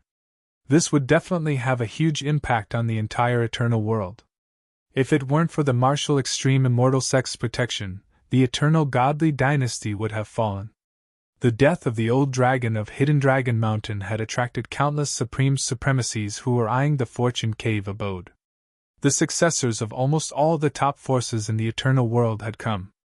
Gu Fei saw Wu Polarity's figure flash by in the distance, and he also sensed Bei Gongyu's aura. Emperor Ziyang had already come to Yu Huang's side. Who knew how many pairs of eyes were secretly staring at the Fortune Cave abode? Yu Huang, how about we work together to open this cave abode?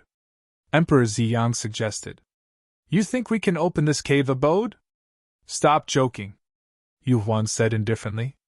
Haha, if the two of us can't do it, we'll just find a few more people. Ziyang Emperor laughed. I'm not interested. Go find someone else. As Yu Huang spoke, she took a deep look at the tightly shut cave dwelling before turning to leave. By then, the top forces of the 13 eastern continents of Eternal World had already sent their men into the hibernating Dragon Mountain range. As for the experts from the other regions, they were still rushing over. The fall of Mount Hithering Dragon's Patriarch was a grand occasion that Eternal World had never seen before.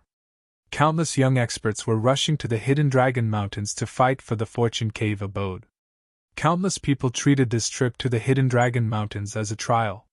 The trial was cruel, and there would be casualties. However, it still couldn't stop the footsteps of those with firm Dao hearts. Mount Hidden Dragon was located at the southern border of the Eternal Divine Dynasty, but only 1/3 of it was on the immortal continent. The other half was on the martial continent. The immortal continent and the martial continent were separated by a lake and Mount Hidden Dragon. That was the legendary Crouching Dragon Lake. Legend has it that the Crouching Dragon Lake was formed from the heart of an ancient eternal ancestral dragon, and contained a massive amount of dragon chi. Even after countless years, there was still a faint trace of dragon chi in the Crouching Dragon Lake. If the dragon race could capture that trace of dragon chi, they would have the chance to transform into an ancestral dragon. Of course, after countless years, the eternal ancestral dragon chi in the Crouching Dragon Lake had been absorbed by countless dragons. Now, it was difficult to capture the dragon chi in the Crouching Dragon Lake. Strangely enough, the entrance to the ancient cave abode was at the center of the lake, on a stone mountain that looked like the head of an ancestral dragon. It was surrounded by mountains. Even an extreme supreme would have a hard time destroying the rocks around the Crouching Dragon Lake. The battle between Yu Huang and Mo Jingtian had taken place outside the Crouching Dragon Lake. What a treasured place! The guy who gave Gu Fei and Hing Xian a fright suddenly looked ahead and exclaimed, "I mean that guy!" Hing Xian was in a good mood, but after being scared by this guy, she was in a bad mood. The guy was an old man in green robes. He had a goatee and his hair was casually tied up in a bun. He also had a red nose. "I'm Mo Chen, the array master," the disheveled old man said drunkenly. "What?" When Hing Xian heard this, her eyes widened and her jaw almost dropped to the ground. "You're Mo Chen, the array master?" Her face was filled with disbelief. Wasn't Mo Chen an otherworldly expert?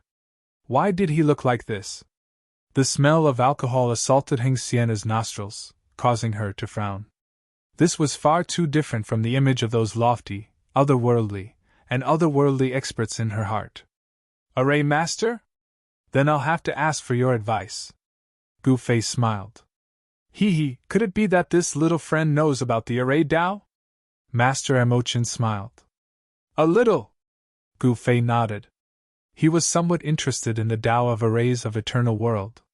He wanted to use the Tao of arrays that he had learned to verify the Tao of arrays of eternal world. "Can you tell what's different about this Crouching Dragon Lake?" Master Mo Chen removed the wine gourd from his waist and took a sip. He wiped his mouth and said, "N." Gu Fei stood on the top of the mountain and carefully observed the lake in front of him and the surrounding mountains. The mountains, the movement of the rivers.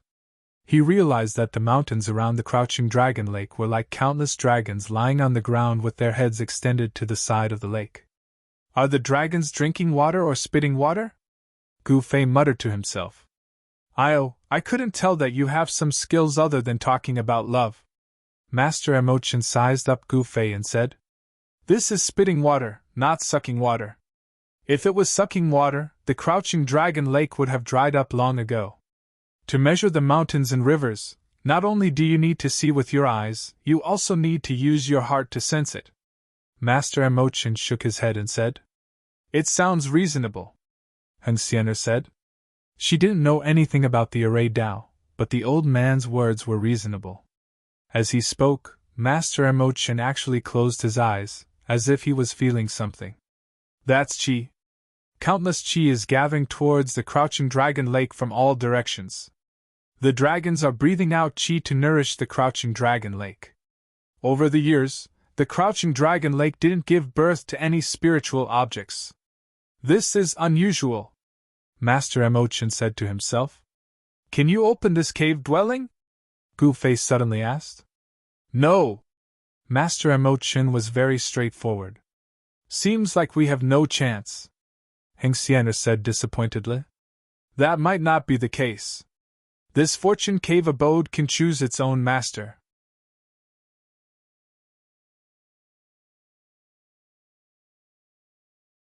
Chapter 47-25. There were not many array masters in the eternal world, but this Master Mo Chen was a relatively famous array master. This Master Mo Chen's array cultivation was indeed amazing. He could definitely defeat those array grandmasters in the lower realm. The array masters in the eternal world were naturally very powerful. If those so-called array grandmasters in the lower realm came to the eternal world, they would not even have the qualifications to carry Master Mo Chen's shoes. Gu Fei was an eternal paragon in the lower realm, but when he came here, he was still tortured by the supreme heavenly Tao of the eternal world. The higher the level of a flawless world, the stronger the power of the heavenly Tao law. And the eternal world was the highest level world that Gu Fei knew. Compared to eternal world, even primal world and primal world were like ants on the ground compared to the bright moon in the sky. There was simply no way to compare them. Hearing Master Emochin say that the Fortune Creation Cave Mansion could choose its own master, Gu Fei could not help but be surprised. Could it be that this cave mansion had already developed its own consciousness? That didn't seem to be an impossible thing. Everything in the world had spirituality. Once they obtained some kind of opportunity, they could embark on the path of cultivation. Even a stone could become a spirit. That means we still have a chance? Heng Xian'er's eyes suddenly lit up. There is a chance. Everyone has a chance. This old man also has a chance, Emochin said, pretending to be profound. TCH, you can't even get close to the cave mansion. What chance do you have? I think you are a big liar, Gu Fei said disdainfully. Little guy, what nonsense are you talking about? Master Emochin was a little unhappy. He was a little drunk. He walked to the side and sat on the ground, leaning against a big rock. Soon, he started snoring. Damn! Gu Fei was also a little dumbfounded. This Master Mo was really a strange person. Do we believe his words or not? Heng Xian'er looked at Gu Fei and said. Me, of course not. As for you, it's up to you. Gu Fei shrugged and said indifferently. Heng Xian'er glared at Gu Fei and really wanted to give him a punch. In Gu Fei's view, this girl was just a naive girl who didn't understand anything. Although this Master Emochin looked like an old man, his ability to fool people was definitely not small. This fellow had absolutely nothing to do with those otherworldly experts. Boom! At this moment, a loud noise suddenly came from the sky. In the next moment, a huge black hole suddenly appeared in the sky opposite the mountain that Gu Fei and the others were on. In the next moment, a huge temple rushed out of the black hole, and a powerful aura of a half-step eternal realm expert burst out of it.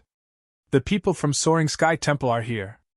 Heng Xian couldn't help exclaiming when she saw the temple. The Soaring Firmament Shrine was one of the three major factions in the celestial continent, and could compete with the Eternal God Dynasty. Moreover, the Lord of the Soaring Firmament Shrine was an eternal realm existence. Soaring Sky Temple?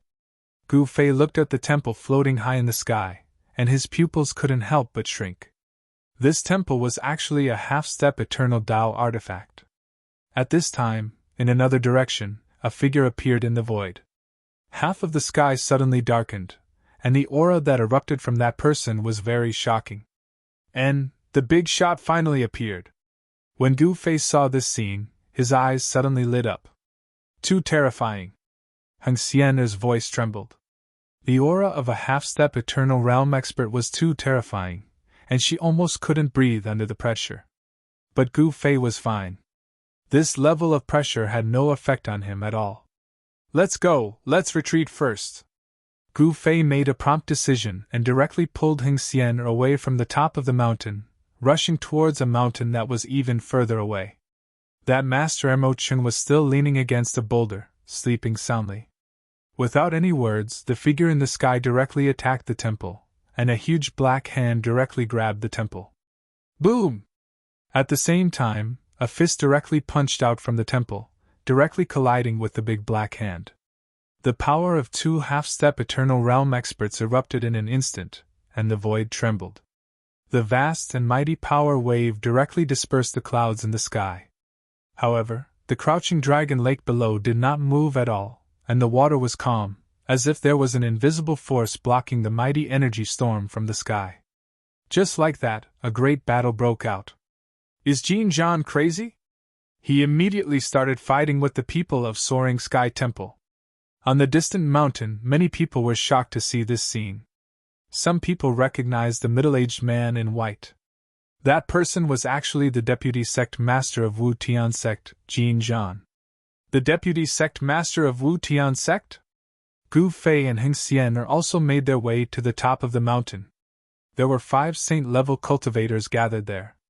In front of a half-step Eternal Realm expert, sage-level cultivators were like ants.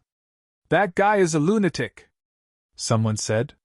The sudden battle in the sky attracted the attention of countless people. Now, there were countless pairs of eyes staring at the crouching dragon lake. "Are the people of the 3 major forces of the Eternal Continent here?" Gu Fei transmitted his voice to Heng Xian. "What 3 major forces? Where are the experts of my eternal divine dynasty?" Heng Xian was speechless. "Your father might be here as well, watching you from the shadows." Gu Fei continued to transmit his voice. "What?" When Heng Xian heard this, she was startled and subconsciously looked around. She was most afraid of her father. This time, she had come out without permission, and when she returned, she would inevitably be punished by her father. It would be difficult for her to come out again. "You dare to scare me?" Heng Xian kicked at Gu Fei, but Gu Fei dodged it. It had to be said that the cultivation system in Eternal World had been developed to the extreme, and the divine abilities displayed by the 2 experts in the sky were extremely powerful. Fortunately, this was Eternal World. If a battle between half-step Eternal Realm experts broke out in the lower realm, the entire region would be destroyed in an instant, and billions of living beings would be turned into ashes. In Eternal World, however, not even a half-step Eternal expert would be able to bring about such a great destruction. Even so, the terrifying atmosphere of coercion was still very terrifying. Moreover, this was the Crouching Dragon Lake. There was an inexplicable power in the Crouching Dragon Lake, and even a half-step Eternal Realm expert couldn't destroy a single blade of grass or tree here. Moreover, the terrifying thing was that the Crouching Dragon Lake was still devouring the mighty energy coming down from the sky. Gu Fei noticed this subtle change. That Grandmaster Emochin probably didn't expect that the Crouching Dragon Lake would devour the power of cultivators.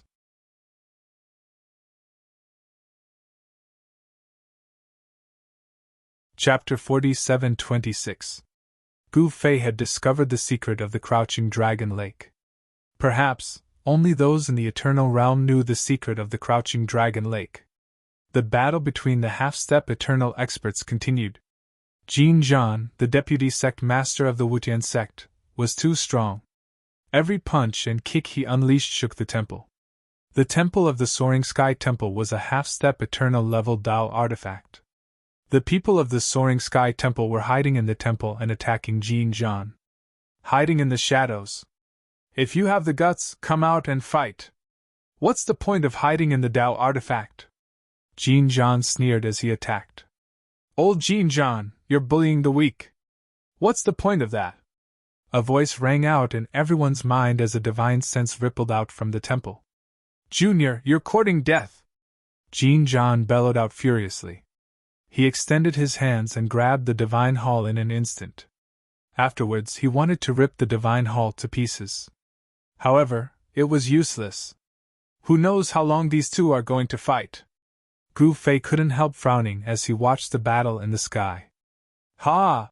Right at this moment, a loud laugh resounded, and it reverberated through the mountains. A figure rushed over from afar. He completely ignored the pressure of the half-step Eternal experts and flew towards the Crouching Dragon Lake. A powerful demonic aura erupted from the figure. "It's a demon from the Eternal Demon sect." Everyone who was watching the show from the sidelines became nervous. "Emoheng, you're courting death!" Wu Ji of the Martial Extreme Immortal sect roared and rushed over. He had a half-step Eternal level Dao artifact to protect him, so he could ignore the pressure of the half-step Eternal experts. "What? It's Emoheng?" Hearing Divine Son Wu Ji's words, the people nearby were shocked again. Emoheng was one of the great devils of the Eternal Devil sect, and he was one of the devil heirs of the sect. A top-grade sect like the Eternal Demon sect in Eternal World would definitely have more than one demon heir. Back in Gu Fei's Chaos Immortal Mansion, the demon heir from the Eternal Demon sect who had fought for the Grand Dao Golden Lotus was not Emoheng. Wu Ji, do you want to fight? I will keep you company. Although Emohung said that, he didn't stop. Instead, he sped up and rushed towards the ancestral dragon head stone mountain in the middle of the lake. Martial Extreme Divine Fist! Divine Son Wuji wouldn't let Emohung obtain the Fortune Cave abode. He immediately sent a punch towards Emohung. His punch was so powerful that it shook the heavens and the earth. It was as if his punch had mobilized the power of the entire world. When he performed the Divine Fist of Martial Apex, it displayed an invincible fist intent. A fist instantly appeared behind Emohung. Just as the fist was about to land on Emohung's back, Emohung suddenly turned around. Bam! Martial Son Wuji's punch landed on Emohung's arms, sending him flying towards the stone mountain in the middle of the lake. Oh no! Divine Prince Wuji was shocked to see this. Haha, in the end, I am still the first to set foot on this small stone mountain at the center of the lake. Emohung landed on the stone mountain in the middle of the lake and staggered. A trace of blood seeped out of the corner of his mouth. His arms felt like they were about to break, and there were slight cracks in his bones. He only had time to cover his chest with his hands. If he was hit by Divine Son Wuji's punch, his injuries would be even worse. He bit the tip of his tongue and spat out a mouthful of blood on the closed door of the cave abode. When the surrounding people saw this, they were shocked, anxious, and angry. Kill! Kill this demon!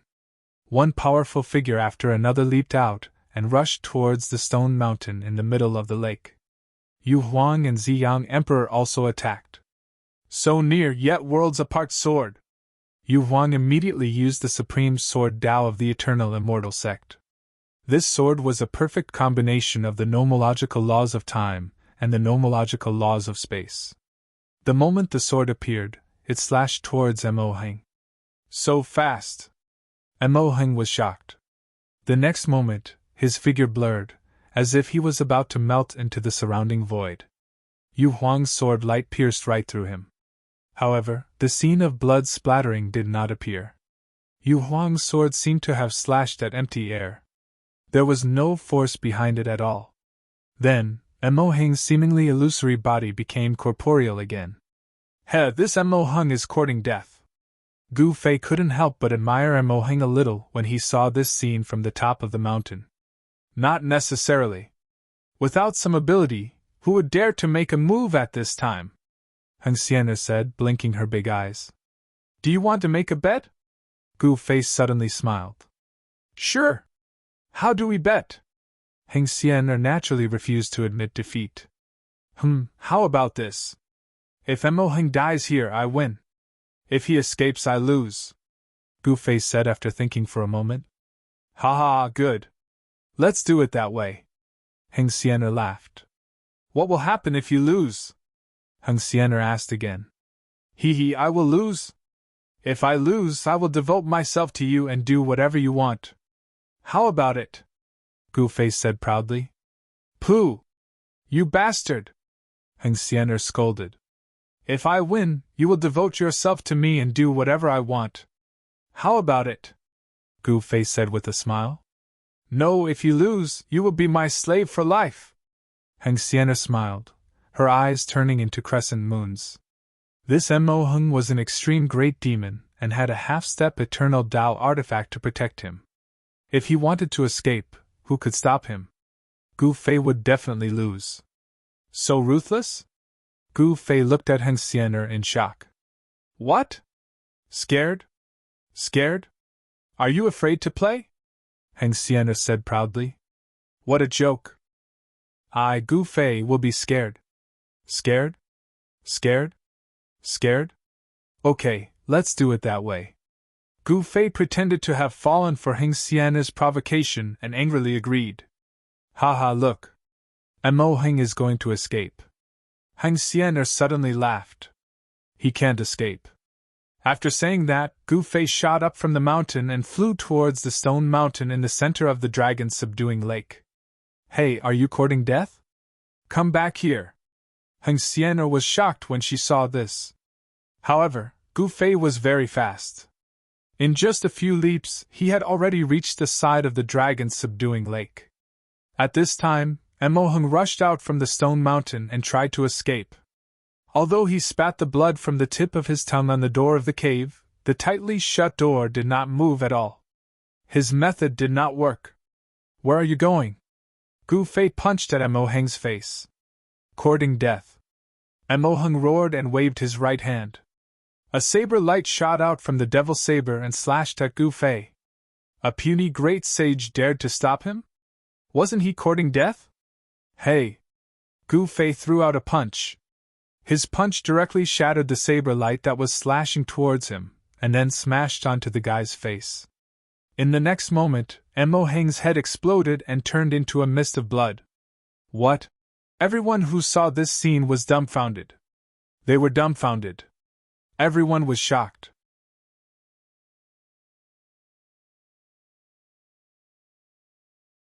Chapter 47:27.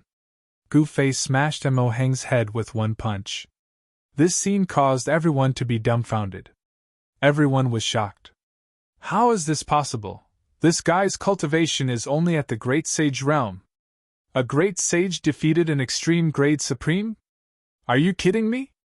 Even the holy sons and divine sons of the heavenly sects were shocked by this scene. When they sensed Gu Fei's cultivation, they found it even more unbelievable. This guy. When Yu Huang and Ziyang Emperor saw Gu Fei, they seemed to sense something, but they couldn't explain it clearly. It seemed like they had met before. They had never seen Gu Fei before. But Gu Fei knew them. However, Emohung was the devil's son of the Eternal Demon sect and an extreme grade supreme level demon. His demonic arts were extremely powerful. Although his head was smashed by Gu Fei, he didn't die. He was sent flying, and in the next moment, his head that had been blown off was reassembled. You! Emohung was shocked to the extreme. He was actually injured by a puny great sage in front of so many people. This was too shameful. This guy is too fierce. At this time, Heng Xianer, who was watching from afar, was extremely excited. A great sage fighting an extreme grade supreme. In the eternal world, this was probably a miracle. Hit him! Hit him! Heng Xian waved her fist excitedly. Go to hell! Emohung roared and rushed toward Gu Fei. A demonic shadow emerged from his body, looking extremely ferocious. Terrifying demonic flames erupted from his body and directly swallowed Gu Fei. This is the eternal demonic fire? Seeing this, Yu Huang hurriedly dodged. Even Ziyang Emperor didn't dare to touch this demonic fire. Emohung was the devil's son of the Eternal Demon sect. It was not rare for him to have one or two half-step eternal grade demonic artifacts. If this guy was pushed too far, he would go all out. Is that all you've got? Gu Fei let the demonic fire burn his body. He didn't resist at all because he wanted to devour Emohung's power. Being in the demonic fire, he felt extremely comfortable. What you? Emohung immediately realized that something was wrong. His power was quickly draining. This guy was not afraid of the eternal demon fire at all, and he was even devouring his power. He quickly retracted his yuan qi. The demonic flames that filled the sky instantly disappeared, revealing Gu Fei and Emohung. Bam! With a muffled sound, Emohung was sent flying by Gu Fei's punch. A bloody mist suddenly appeared. The left half of Emohung's body was blasted apart. However, he did not suffer any heavy injuries. His demonic body quickly reformed. It was impossible to kill an extreme grade at most being with just ordinary attacks. One had to resort to some special means. You want to kill me? Dream on. I have an eternal and indestructible demon body. Unless an eternal paragon acts, I won't be able to stop you. Emohung was extremely arrogant. Eternal demon fist! Emohung immediately used the eternal devil sect guarding fist technique. Violent energy erupted from his fist, and a terrifying demonic shadow appeared once again. The demonic might of the extreme path spread out, and even Yu Huang and Emperor Ziyang could not help but be moved. However, a scene that made everyone's eyeballs fall to the ground appeared. They saw that the puny great sage suddenly disappeared. Emohung's punch missed. The violent fist force exploded, but it could not even shatter the rocks around the dragon's subduing lake. At the same time, Gu Fei suddenly appeared above Mo Heng's head. He stepped hard on Mo Heng's head, causing him to fall from the sky. Boom! With a loud sound, Mo Heng smashed hard on the ground, creating a human-shaped pit on the ground. Mo Heng was actually stomped into the ground by Gu Fei. What? Even an extreme grade utmost being would find it difficult to destroy the ground. He actually made a big pit? Everyone was shocked. Could the power of Gu Fei's kick have surpassed the extreme grade utmost being? He was just a great sage. How could he have such powerful strength? At this time, Yu Huang and the others had already retreated. Some people even took the opportunity to rush to the Dragon Head Stone Mountain in the center of the dragon subduing lake, wanting to open the door of the Creation Cave abode. However, those people tried all kinds of methods, but they all failed. I can't open it. How can we open this cave abode? The disciples of the heaven sects and divine religions in the eternal world were dumbfounded. This cave abode had existed for countless years, but apart from the old dragon of the dragon subduing mountain, no one else in this world knew how to open this cave abode. However, the old dragon of the dragon subduing mountain had already died. In other words, no one in this world knew how to open this cave abode. Roar! Mo Heng was furious. He crawled out of the ground, looking extremely miserable. No one knew how many bones in his body were broken, and blood was seeping out of his 7 orifices. He quickly swallowed an elixir. Boom! A ball of demonic fire erupted from his body, and the injuries on his body healed at a speed visible to the naked eye. Under everyone's shocked gaze, Mo Heng's combat power was restored to its peak. In fact, it was even stronger than before. It's the extreme demonic pill! Yu Huang exclaimed. Extreme demonic pill? What the hell is that? Gu Fei said with a frown. At this time, Mo Heng had already stood up. Roar! Mo Heng roared at the sky. On his face, on his exposed arms, and on his neck, demonic marks appeared one after another. His eyes had also turned blood red. A powerful and ruthless aura erupted from Mo Heng's body. He's going all out, Emperor Ziyang said. The surrounding people retreated far away. Who is that guy? He can actually bully Mo Heng. He looks unfamiliar. When did such an existence appear among the younger generation? The people watching the show near the dragon subduing lake were very curious about Gu Fei. Was this guy really only at the Great Sage realm? Many people were very skeptical. How could a great sage fight at the extreme Dao realm? Many people thought that Gu Fei was deliberately controlling his cultivation, pretending to be a pig to eat a tiger. Mo Heng flipped his right hand, and a demonic saber immediately appeared in his hand. Go to hell! Mo Heng madly urged the demonic saber and slashed at Gu Fei. A saber light instantly rushed out of the demonic saber, as if it was going to split the entire world in half. However, Gu Fei stretched out his right hand, and unexpectedly, he was not afraid of the demonic saber at all. He grabbed the demonic saber with his bare hands.